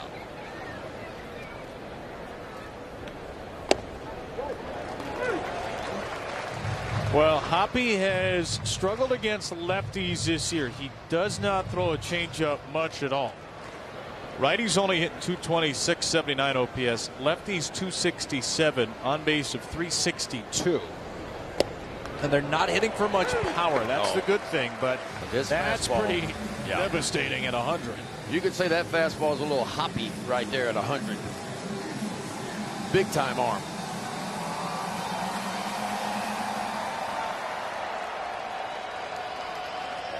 Ballesteros, a pop out and a ground out, both to second. It's a right-hander from UNC Greensboro, born in Davenport, Iowa. Spikes the slider, and Narvaez is there to block it. How about Narvaez right there? I mean, he just killed that one right there in front of home plate, did Narvaez. Trevor Rogers can hardly wait. He can't even watch. 1-2 for Ballesteros. Oddly enough, Hoppy did not pitch against the Angels this year. In fact, the Mariners have only played the Angels 6 times. So even though Hoppy was in the division, this is his first game against these Angels. 2-2 to the new Angel, Ballesteros. Runner at second is Sean Noel. And the pitch grounded to second base, and Jackson Holiday for out number 2. Sean Noel does take third. The oddity of post-deadline baseball. A couple of days ago, that would have been the Mariners' Alex Hoppy, the Cubs' Moises Ballesteros, and throwing to the Red Sox Carlos Narvaez, all on the same field tonight, as the Angels will pinch hit Wade Meckler for Travis d'Arnaud.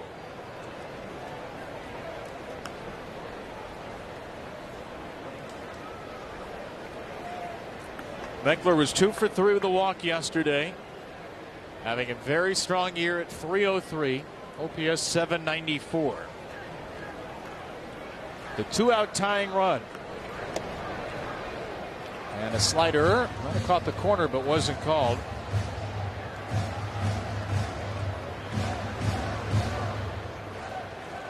Three home runs for Meckler, but on base a whole lot.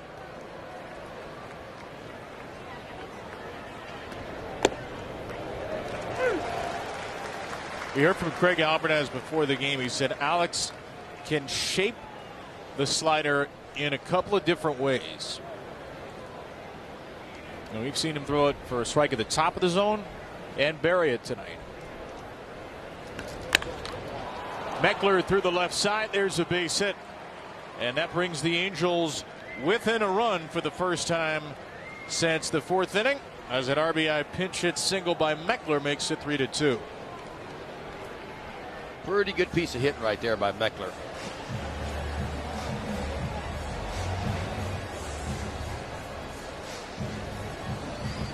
So Hoppy faces 3 batters in his Oriole debut. Gets 2, but a wild pitch critical to giving up the run. Charge to Trevor Rogers. He'll give way to Rico Garcia.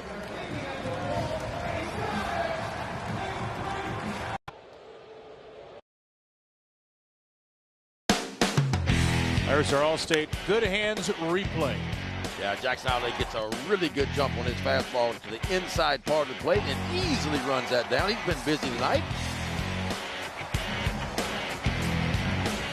It was the first out of the 7th inning, which is going into its 3rd pitcher. Rico Garcia trying to keep the 3-2 lead. Rico Garcia, 4-1 with a 2.98 ERA out of that Oriole bullpen, making his 53rd appearance. 48 in the third, man. 50 strikeouts, a good number, and only 15 walks, so better than a 3-to-1 strikeout to walk ratio. He'll face Josh Lowe. 53 games, the most of any Oriole pitcher this year. And Lowe is first pitch swinging on strike one.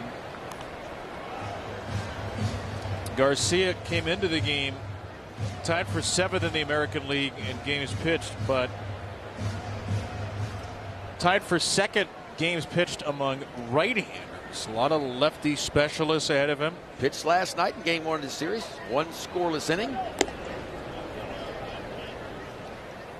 Rather than the lefties Grant Wolfram and Josh Walker, the Orioles turn back to Garcia, whom they've often used against lefties this year. Well, he's got that equalizer against the lefties, and that's that changeup.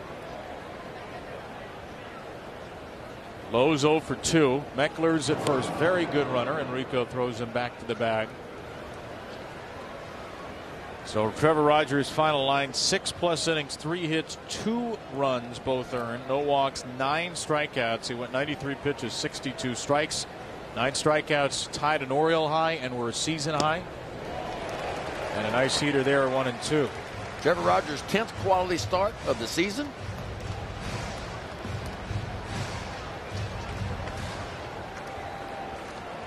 One off, tying his career high 10 strikeouts, which he did 3 times, all with Miami.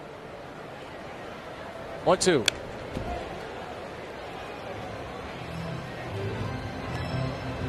A bullpen without Tyler Wells means a big opportunity for Alex Hoppe, just acquired for Taylor Ward. He came over with 2 minor league pitchers for Ward from the Mariners.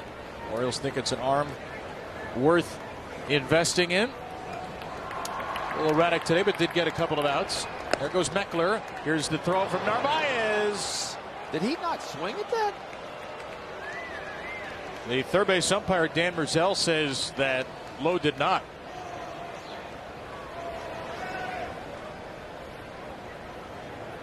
And the Orioles will not challenge at second. My goodness. If he'd have hit it, it'd have been a double. And I mean, the home plate umpire missed it, and so did the third base umpire as well. It looked like to me, he swung at it looking at it live, and then we saw it in slow motion. He definitely went after it.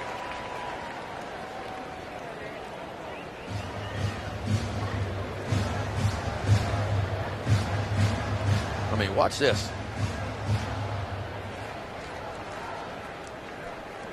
No doubt a swing. The Angels catch a break. Will they do anything with it? Stay here, ball. Henderson ranging out into foul ground. It's Encarnacion Strand backing into it. And the Orioles escape with the lead.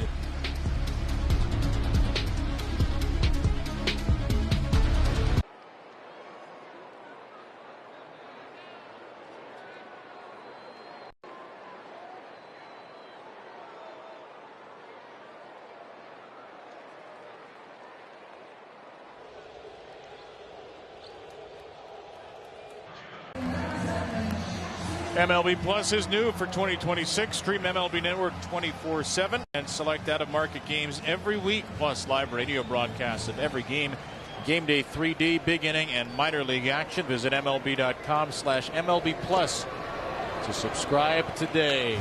Well, the Angels turned to their second reliever of the night in the way of Ben Joyce. This is last season now. Only pitched 5 games. See where the ERA was. But if you like big arms, you're going to like this. Last year, that fastball averaged a 101.1. This is his 2026 debut. He went on the IL just before the season started and just got activated on August the 4th, yesterday. Had some right shoulder inflammation. Tyler Heineman in to catch after Wade Meckler pinch hit for Travis d'Arnaud. Last one, he 101 Jackson. And Hotley slaps 101 out of play here. So missed the Angels' first 112 games. First major league outing since April 8th of last year, and Jackson may have broken the cap of his bat there. Last rehab appearance, his fastball topped out at 103.8. Fastest pitch anybody's thrown in AAA all season. Big kid too, man. 6'5", 225 from the University of Tennessee. And you talk about light up a radar gun. A couple of times, Ben, he has been clocked at an ungodly 105.5 miles per hour. Once in college.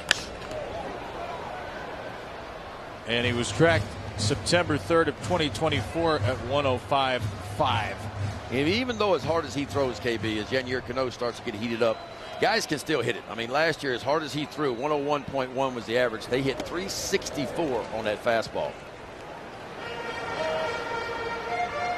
I don't know if that's a sinker at 93 when you throw 105. If it was 93, it's probably a changeup. Here's his 2-2. Goodness gracious. Yeah, it's not always all fast. Yeah, it's not a comfortable at bat off of Ben Joyce. One, the velo is off the charts. Two, is he doesn't quite know where it's going.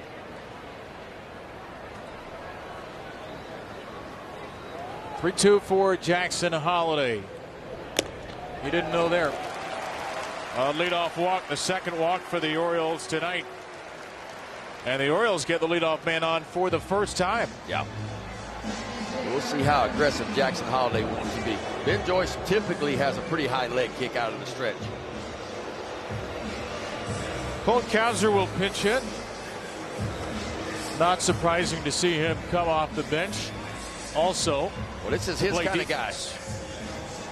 Oriole pinch hitters have seen a lot of their kind of guys. Since July 1st, been 379 the Oriole pinch hitters. 4 home runs. OPS is insane. We all know Colton Kowser loves the number 1.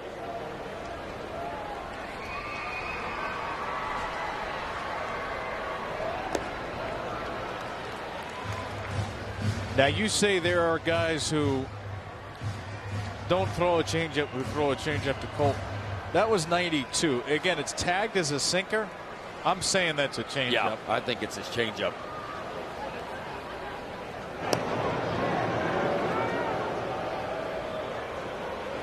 Colt this year does not have an extra base hit off of an off-speed pitch. He's got 3 homers off breaking balls, hitting 133 though. He's 269 with 5 homers against fastballs. He will get a fastball. Well, he stayed on a really good changeup against Grayson Rodriguez. Hit it for a single last night. He got a fastball there, 101 down the gut. Jeremiah Jackson was 0 for 2.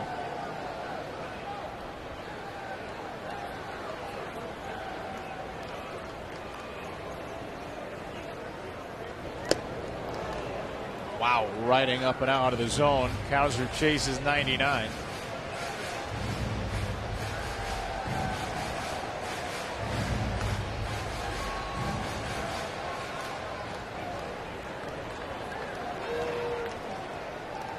Two homers in the 4th. O'Neill for 2, Mayo for 1. Back to back. Those are all the Oriole runs this evening.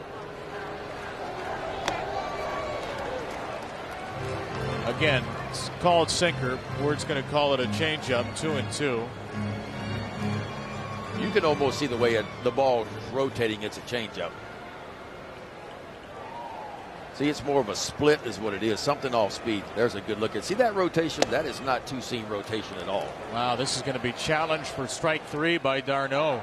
Previous pitch is a ball. The catcher has challenged. This one he's going to get right. ABS powered by T-Mobile. Kowser down looking. Pitch is a strike. Batter is out. Los Angeles retains 1 challenge. That was Tyler Heineman. I beg your pardon. Heineman with his first challenge off the bench. And the 9th strikeout for Angel pitching. Jackson Holiday's over at first, and he is just trying to time up Ben Joyce.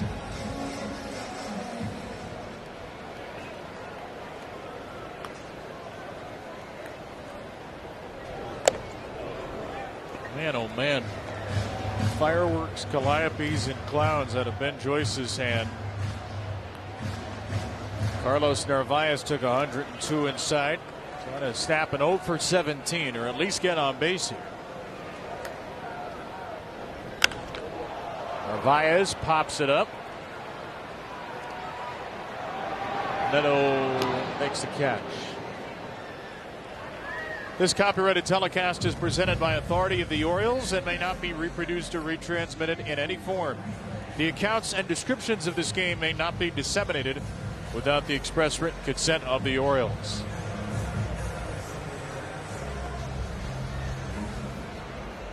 One more chance for Christian Franklin to roll away the dew and pick up his first major league hit. 2 strikeouts and a flyout. This would be a memorable way to get your first big hit. A little Tennessee-Arkansas battle here. A little SEC battle. Lower arm slot, too. Watch Ben Joyce as he goes down the slope. That arm slot just kind of drops there. There's a good jump by Jackson Holiday. Will he get there? Good jump, better throw. He's out. Really good pick, too, by Adam Frazier to get the Angels off the field. Birds still up by 1. Going to the 8th.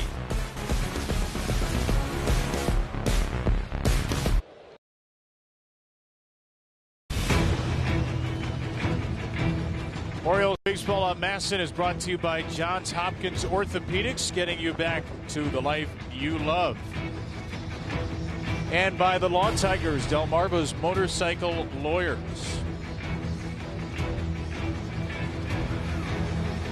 Fourth inning, where the Orioles scored 3 runs, hit back-to-back homers. That's it right now. They cling to a 3-2 lead over the Angels and turn the game to Yennier Cano. Yennier Cano picked up his 2nd save of the season last night in Game 1 of this series. 2.09 ERA, making his 51st appearance. 34 strikeouts in 38 innings of work. Only 8 walks for the big right-hander, Cano.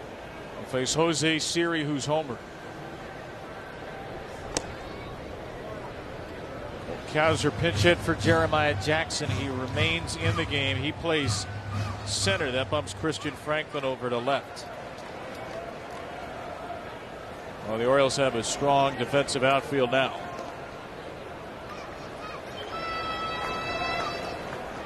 Cano yesterday allowed a leadoff double to Josh Lowe, then got the next 3 with 2 strikeouts. Career against the Angels, a .77 ERA in 12 games, 11 2/3 innings, 1 run. Siri will take called strike. That thing looked like it dipped just below the bottom of the zone, but called a strike. A gift from Dan Bellino. Siri 1 for 2, 2 walks against Cano in his career. They're trying to get on base for a 4th time in 5 plate appearances off him.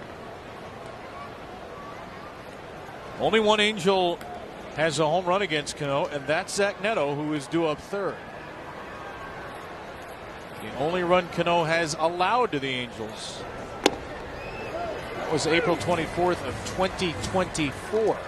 Oh, it's so important to get this leadoff hitter here in the 8th. Jose Fermin warming. 3-2. Siri strikes out. Yennier Cano striking a pose early in this one. Just a dive bomb sinker, too. Oriole pitchers tonight, 10 Ks, 0 walks. How about that right there? That ball that late. And that's the Yennier Cano in his all-star year a few years ago, man. That sinker had really good life. Kind of flattened out on him a little bit last year, the last couple of years. But this year, it's had some really good action. Adam Frazier knows all about this. He's seen it dive bomb from second base.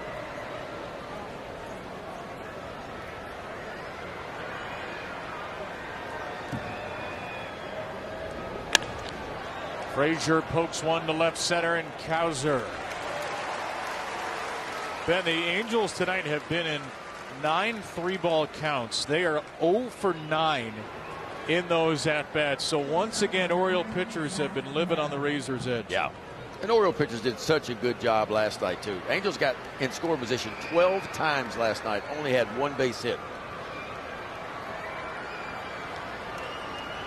Here's Neto again. He homered off Cano 2 years ago in Anaheim. He struck out against Cano yesterday, though, to end the game.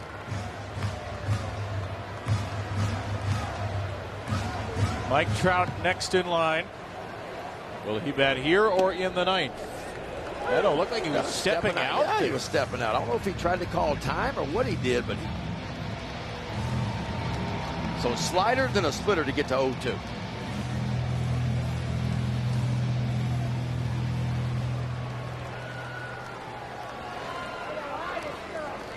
Grant Wolfram, the left-hander, starting to get heated up in that Oriole bullpen.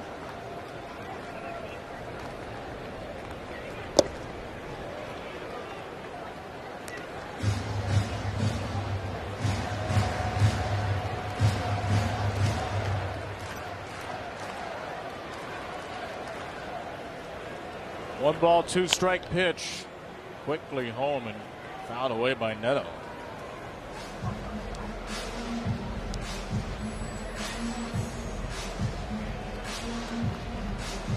Two strikeouts and a hard line out to third for Neto tonight. 1 for 8 in the series.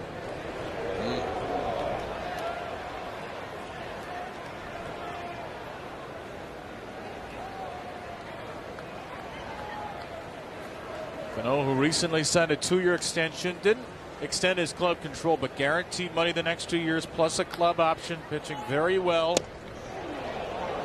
This is the corner there. He wants to challenge. No. Oh, Narvaez is saying, don't do that. Previous pitch is a ball. The pitcher has challenged. And Carlos Narvaez is right to tell him off. ABS powered by T-Mobile. This is way, way off the plate. Baltimore has one challenge. This is why pitchers don't do this. Pitchers are too emotional. We've seen 2 challenges tonight that have been so far off, there hasn't even been a measurement on them. Got to make a pitch here. Got to make a quality pitch right now.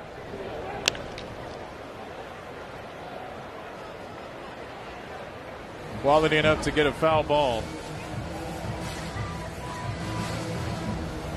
I think the idea was right. He tried to get that two-seamer down and away to the outside part of the plate. I think that's where you got to throw Neto. If he gets a base hit, hopefully it'll just be a single if you get it down and away. But he's trying to go in right here. He does, and he gets him. That's a two-seam dream is what that is right there. And Yanier Cano punches out 2 here in the 8th inning. Orioles looking for a little bit of insurance going to the bottom of the 8th inning. You can't throw a sinker any better than that.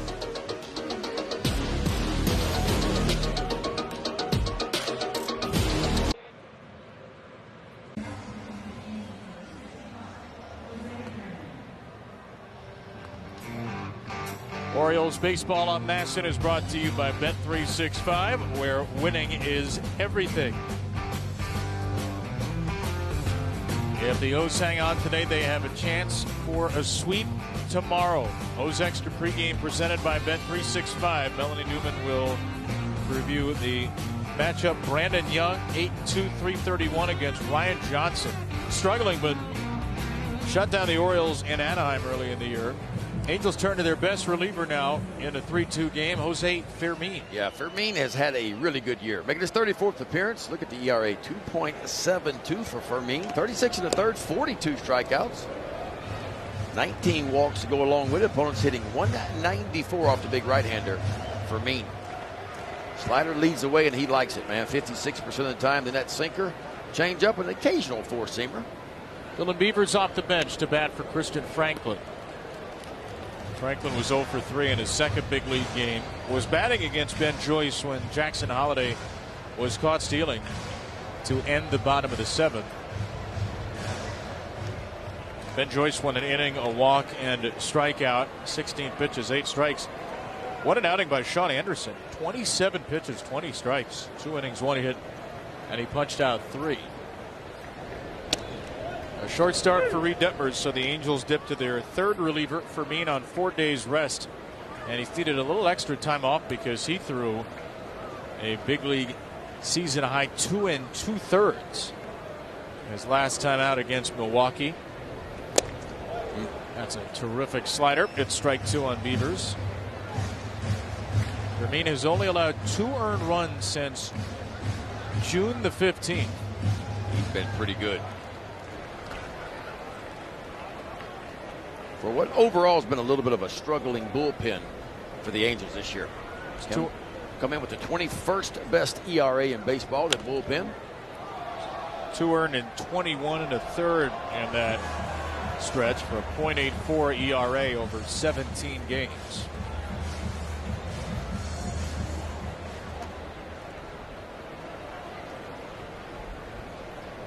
Beavers, Alonso, and Henderson, the Orioles' top three.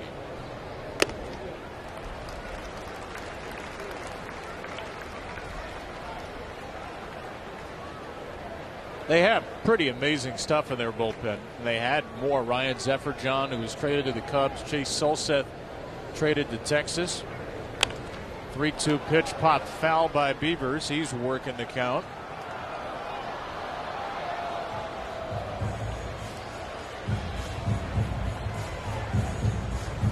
The Orioles got an 8th inning home run from Tyler O'Neill yesterday. They were up 1. They got some big insurance that helped them breathe easier in the 9th. Beavers frozen, and the Angels have struck out 10 as a staff. Join us Sunday, August 23rd, right here at Camden Yards. The Orioles host the Rays. 20,000 fans receive an exclusive O's cap presented by DAP. Don't miss the action. Go to Orioles.com/tickets to get your seats.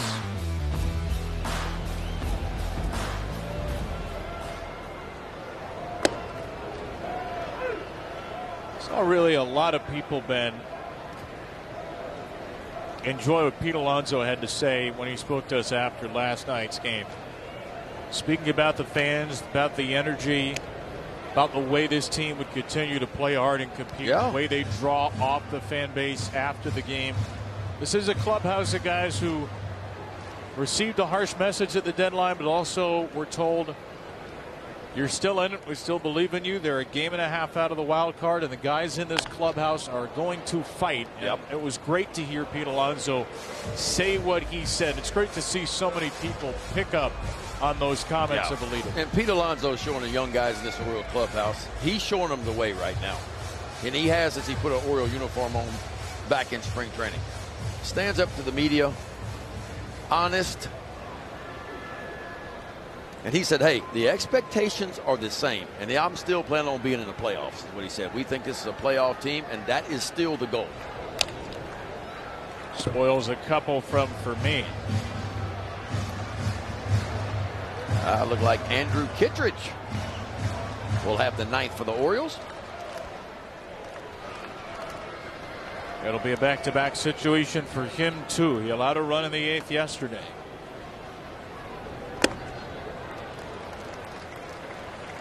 Better win this game now, because unless they're going 3 in a row, the Orioles would be down Kittredge, Cano, and Garcia, probably their top 3 relievers for tomorrow, which is going to put the onus squarely on Brandon Young. That's tomorrow's problem. Today's problem right now is Fermin, who has struck out 2 in a row.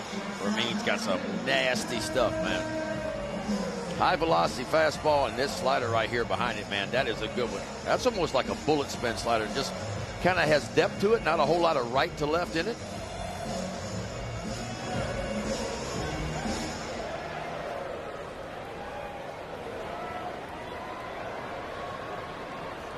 Gunnar Henderson, good at-bats today. Single a walk and a long fly out the other way.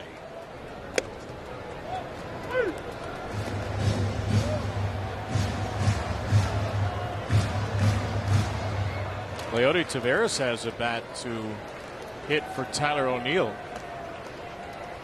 Wonder if we'll see Leody come into play right. Thought Gunnar was about to do a handstand. I think that got his jersey right about the belly button is what it looked like. Dan Bellino rules that it did.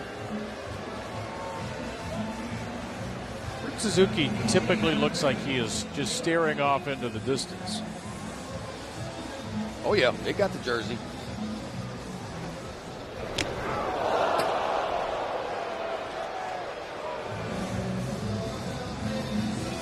How's Auburn gymnastics? Any good? Be better if Gunnar was on there, wouldn't it? Wasn't Suni Lee the gold medalist, an Auburn gymnast from the Olympics? I think she was. You might be right. She was. Here's Leody pinch hitting for Tyler O'Neill. See if the Orioles can have some more good pinch hit luck, though they're 0 for 2 tonight. 2 strikeouts off the bench. So the Orioles' entire outfield will change in the 9th inning.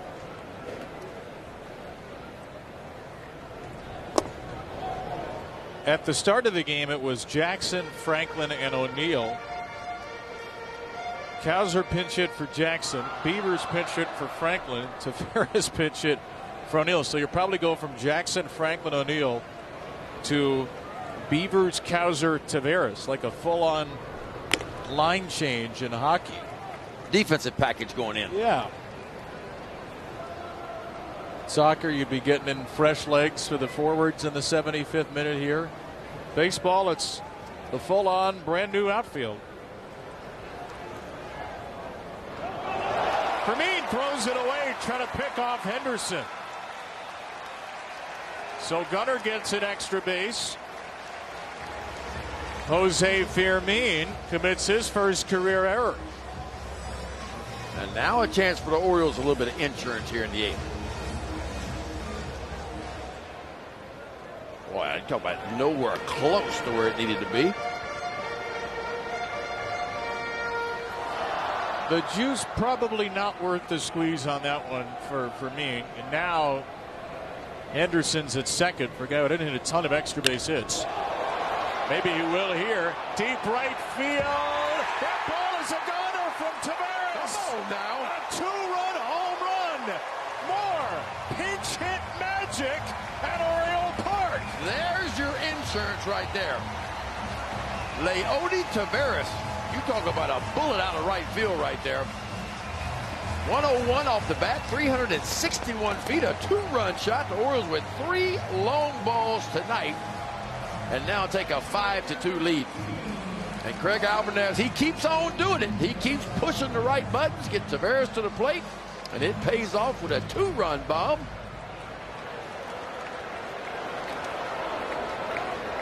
There is some kind of magic elixir on his managerial sheet right now. Every move he's made off the bench in the last month seems to be working out. He made so many right decisions in Detroit. The Orioles won 2 of 3, and Sid's getting home and doing it again. Leody Taveras, who had been 2 for 22 career as a pinch hitter, Ben, his first ever pinch hit home run. I'm telling you, the old cement mixer, too, just right in the heart of the plate, a hanging breaking ball.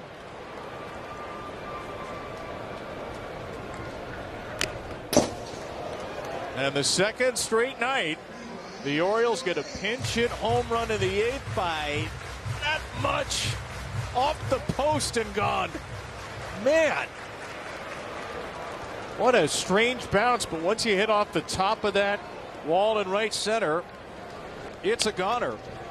And the Orioles now have a major league best 28 pinch hit ribbies. All because of a 2-out hit by pitch, a ball that just grazed Gunnar Henderson's jersey.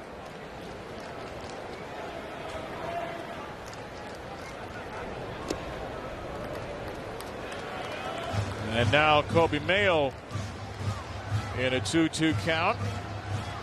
Andrew Kittredge's 9th inning assignment just got a heck of a lot easier.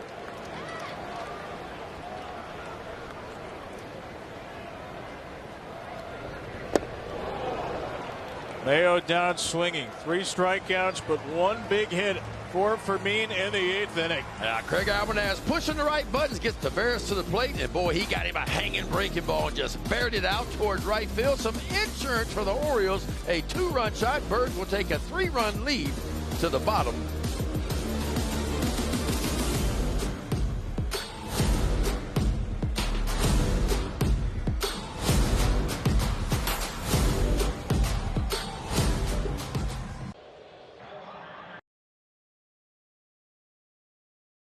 Super Bowl Cam presented by Hyundai. The Hyundai Getaway Sales Event feels so right, it almost feels wrong. Only your local Hyundai dealer.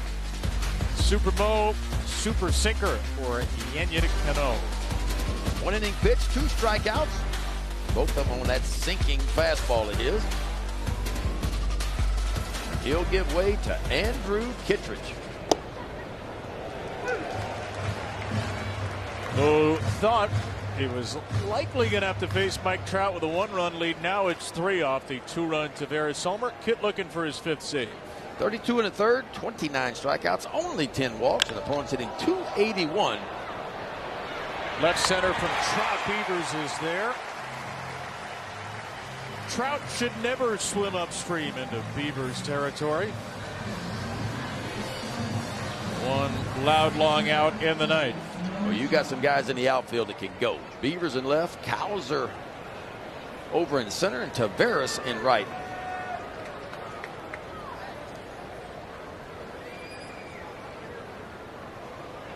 Beavers the 3rd left fielder for the Orioles today. Cowser and Tavares both off the bench as well. Kittredge yesterday, an inning, 2 hits, an earned run, and a strikeout. And the run came when Nolan Shawnuel doubled, and Vaughn Grissom had a ground ball double off of Christian Encarnacion Strand's glove. They're the 2 batters right now. 1-1 for Shawnuel, who is 3 for 7 in the series. Another terrific start by Trevor Rogers tonight. He paved the way. The Oriole bullpen on its 4th reliever, yet to allow a run. Vaulted into center. Henderson an early call and a later catch. Trevor Rogers, by the way, tonight, Ben, became only the 2nd Oriole ever. 3 consecutive outings, 6 strikeouts, no walks, if you can believe that. The great Scotty McGregor was the only other one to do it.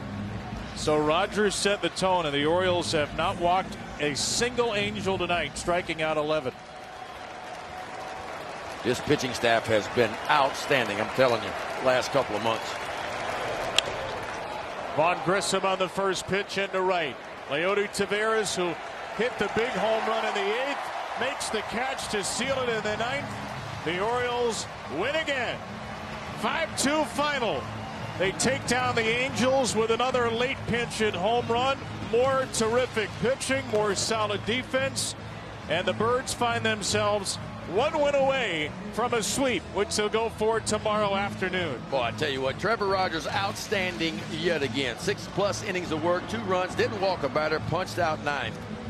And then Hoppy, Garcia, Cano, and of course Kittredge at the end picks up his 5th save of the year. And I tell you what, all 5 runs for the Orioles tonight came via the home run. A couple of 2-run shots. One by Tyler O'Neill, one by Tavares, and that solo shot by Colby Mayo. The Birds break out offensively. They've been struggling a little bit. A 5 spot will work just about every time, and it did tonight. Yeah, not a ton of hits again, only the 6. But when half of your hits are home runs, feels a lot better. Kittredge's 5th save with Tyler Wells off at Tampa. Different closers, Cano and Kittredge picking up saves the last 2 days. Oriole bullpen will be a little ragged tomorrow. They'll need a big start from Brandon Young. Tonight they got a big swing from Tyler O'Neill. Yeah, T.O. sitting on that 3-1 fastball right there. He got Detmers in a situation and looked for that fastball, and he got one right down the heart of the plate. You talk about turning it around, and T.O.